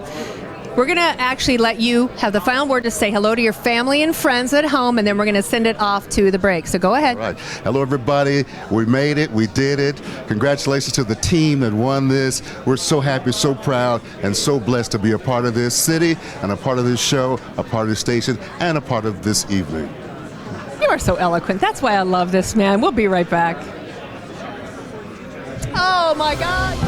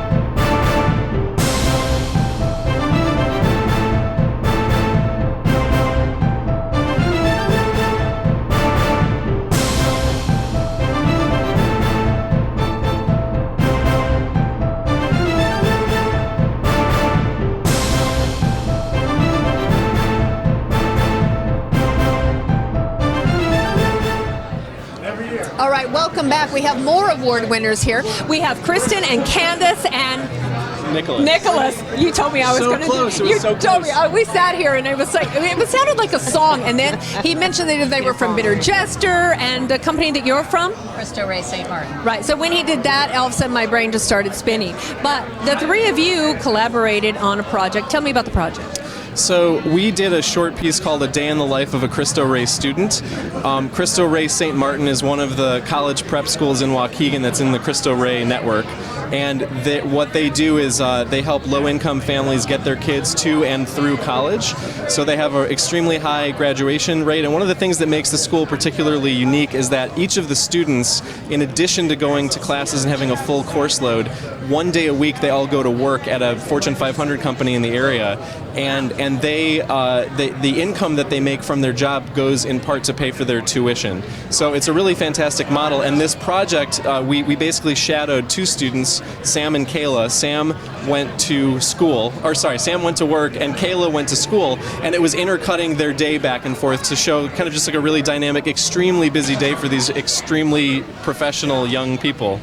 What an amazing story to tell. So now you collaborate. How do you wind up collaborating on something like this together? I'll let you kind of speak to that, Candace. Well, I guess because we work at the school, we can coordinate the interviews with the students. We can coordinate the interviews not only at school but also where they work, and set that up. And that's pretty necessary. And also because we work at the school, we have in-depth knowledge about it, so we can be of some assistance with editing. And this is an important point that we want to make sure comes across in the film.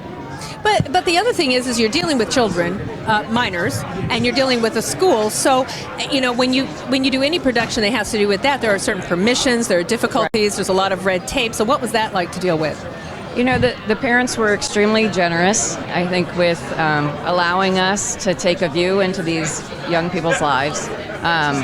It's incredible to be able to tell the story of these two young people. They're representative of all the students in the school, and that they work so incredibly hard.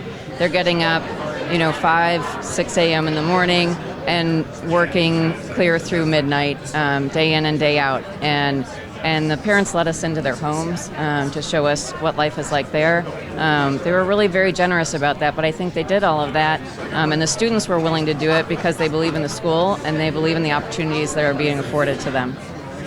And you've been here before. You've won a number of awards before, because every year Bitter Jester seems to be part of the award ceremony in one aspect or another. So what does it mean to have this one? I mean, you've had others in the past, but what does this one represent? So, this year we had 6 nominations for 5 different projects. We won for 2 of them. It's always disappointing to lose for a project. It's especially disappointing for our clients because for them, they don't get to come back often, But winning is honestly, I think winning is good for everybody. And this type of an award is great for the school. It's good for us from a press and PR standpoint. It's just a lot of fun to be here. But as I said in my speech, the thing that's really important to me is this felt like a really special project from day one. We treated it like it was a film production in that we auditioned basically about a dozen different students. We sat them all down and did a pre-interview, and picking these 2 kids was one of the hardest things to do because they're all qualified. I mean, in very different ways, but it comes down to demographics and casting and who's good on camera and who's, where their jobs are. So it's a giant puzzle, but at the end of the day, everything fell into place, and very occasionally you get to work on a project where as it's being created, you can tell that it's going to be a good one, and this was definitely one of those projects, hands down. So in a way, I'm not surprised, but I'm also surprised. I mean, we were up against some really tough competition, and I was, you never know, you don't. And so, I mean, this is just, it's thrilling. And one thing I wanted to add too is I forgot to thank our fellow nominees, and I should have done that because the other projects are fantastic. So they're wrapping us, and you have 10 seconds to thank. I wanted to thank our fellow nominees. So there. There you go. Nicholas. All right. Yes. Thank you. Thank you so much for being with us tonight, and congratulations. Gotta wait. He'll give us the wrap. We're going to wrap you for just a second. We'll be right back.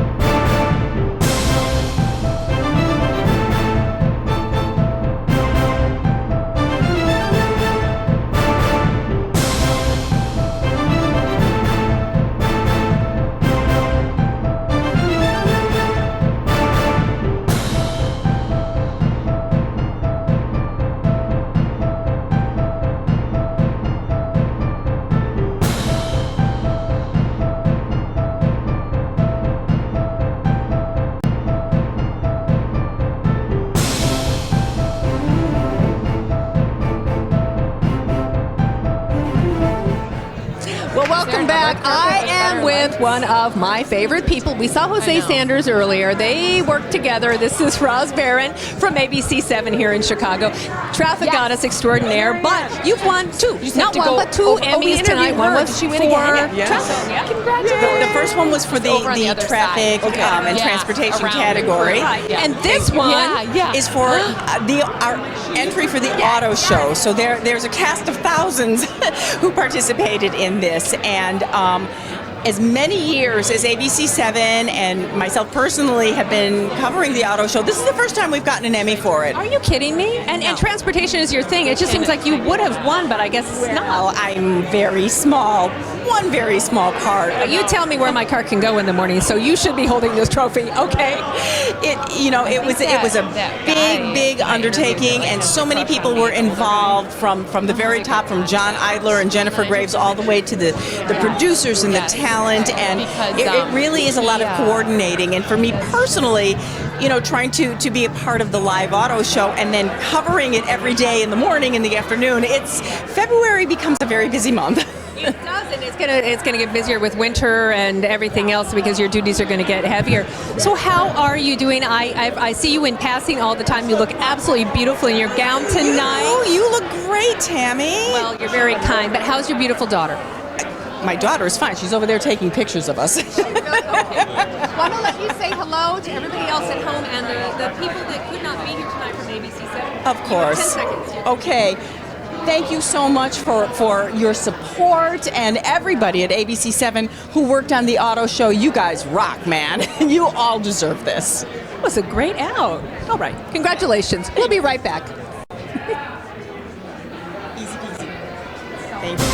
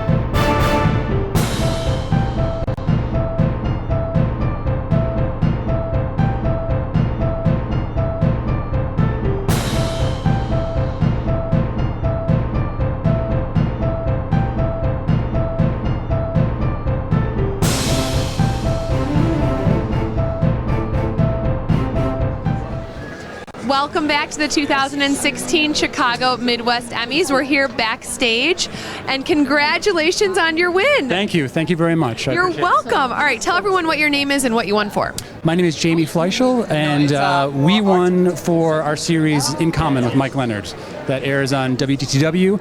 And this particular award is for Best Magazine or Variety Show for a holiday special that we did last year. Oh, awesome. Congratulations. Thank you. All right, what was your role in this? I was the director. I wrote a little bit, and I was a cinematographer as well. It's kind of like an all-in, a very small group of us that produced this show. Okay. So I do a little bit of everything. Okay, all right, great. And did you have a speech on stage and everything? I did give a little bit of a speech. I thanked our underwriters, John and Pat O'Brien, whose family foundation supports In Common and a lot of the public television work that we do. Their mission is kind of they want to just put stories about good people doing good in their communities out into the world. And so they have been kind enough to underwrite our efforts, and they're the reason we're here tonight. That's great. Well, congratulations again. Very well deserved. Thank you very much. I appreciate it. Enjoy celebrating. We'll be back with more here at the 2016 Chicago Midwest Emmys.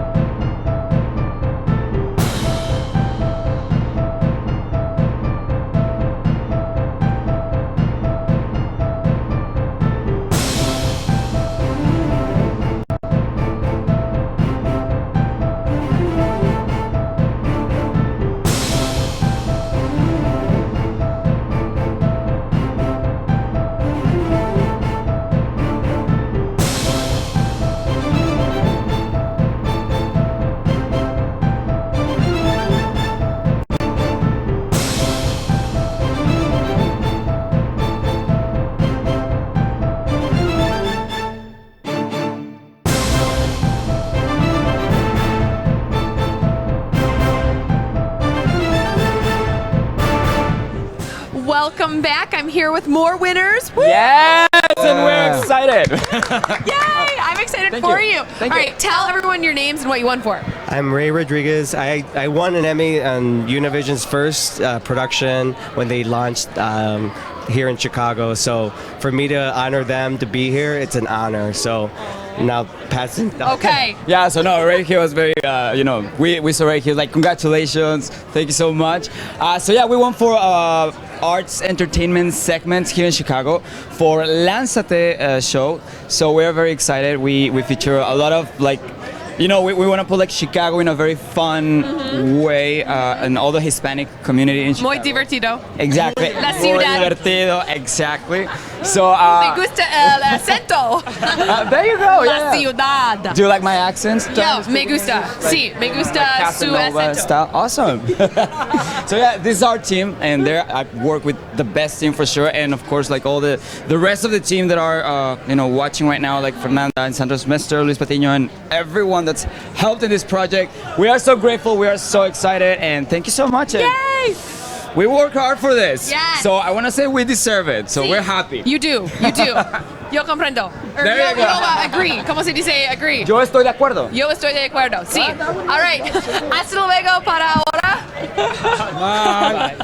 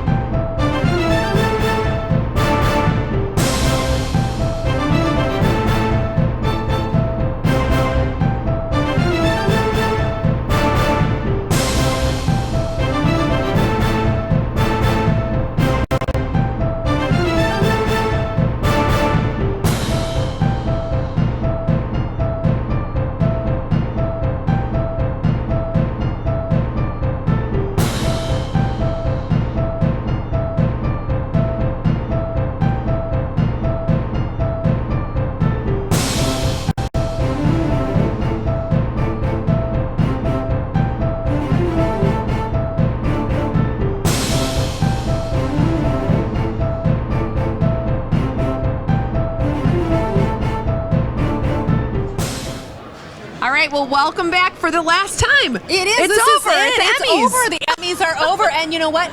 We have some very special Emmys to announce because these were the last awards given out. So for the best evening newscast in a large market, that is WLS Channel 7, ABC 7 in Chicago. And that was also a tie with WSNS, which of course is Telemundo here in Chicago. And another Note that we have, see our fancy cheat sheet cards here. We have the best small market evening newscast, which is WBND. Of course, that's in Northwest Indiana. And then we are looking at the best morning newscast, small market, WREX. That is in Rockford. Congratulations. And the best morning newscast for large market, WMAQ, NBC5, Chicago. So that's it. Those are the big awards that were just finally given out. And the ceremony has ended. Everybody is collecting their coats and celebrating, and they're headed off to the festivities post Emmys 2016. That's right. And I think that's at Untitled this year, isn't it? I think Down the so. street. Possibly. Yeah, River North here. So there you go. But what an exciting night it has been. And it has been my pleasure once again to work with you, Steph. Thanks, Tammy. Always Mine so too. much fun. She is so great. Watch for her. Step It Up, Steph. She's got her own show. And she's on Fox 32 many times. She's a contributor for our show. And tomorrow, watch out. A little bit of snow going to be headed your way. Not near the lakefront, but inland. So drive carefully. Good thing it's on a Sunday, right? I know. And good thing we have you to warn us. Yeah, there you go. See, you can take the girl out of the weather, but whatever. Not the weather it's so out much of the more girl. fun hearing it from you than having to look on your app, you know? Okay. So, well, yes. there you go. All right. Well, have a great holiday season. Thanks, Tammy. You too. And to all of you, have a great holiday season, and thank you so much for joining us at, again, the 58th Annual Chicago Midwest Emmy Awards right here on the Mag Mile in Chicago. Good night.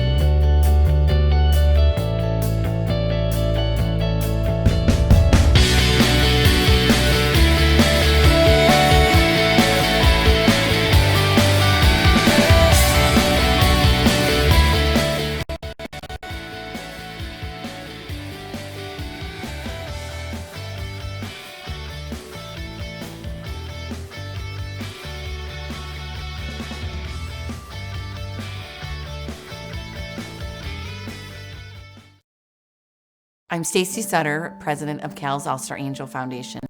Cal's Angels grants wishes, raises awareness, and funds research to help kids fighting cancer. After losing our oldest child, this has become our life to pay it forward for what we went through, and now it's for all the children fighting cancer, because that is how we are going to make a difference. It's starting with that single person who hopefully will turn around and that person will tell another person, and so on. Every donation is matched during the month of December. Please go to our website at calsangels.org and make your tax-deductible donation today and help kids fighting cancer. I feel confident in saying that everybody knows somebody who has gone through cancer. Adding a child to it is a whole nother level. People really do want to make a difference. They just have to be shown where help is needed. And there's no question, pediatric cancer is the forgotten one. Cal's Angels is so excited to be taking on the research aspect of clinical trials and being able to fund something that hopefully will make a difference in the life of a child fighting cancer. you can make a tax-deductible donation that will be doubled until December 31st. Please visit our website at calsangels.org.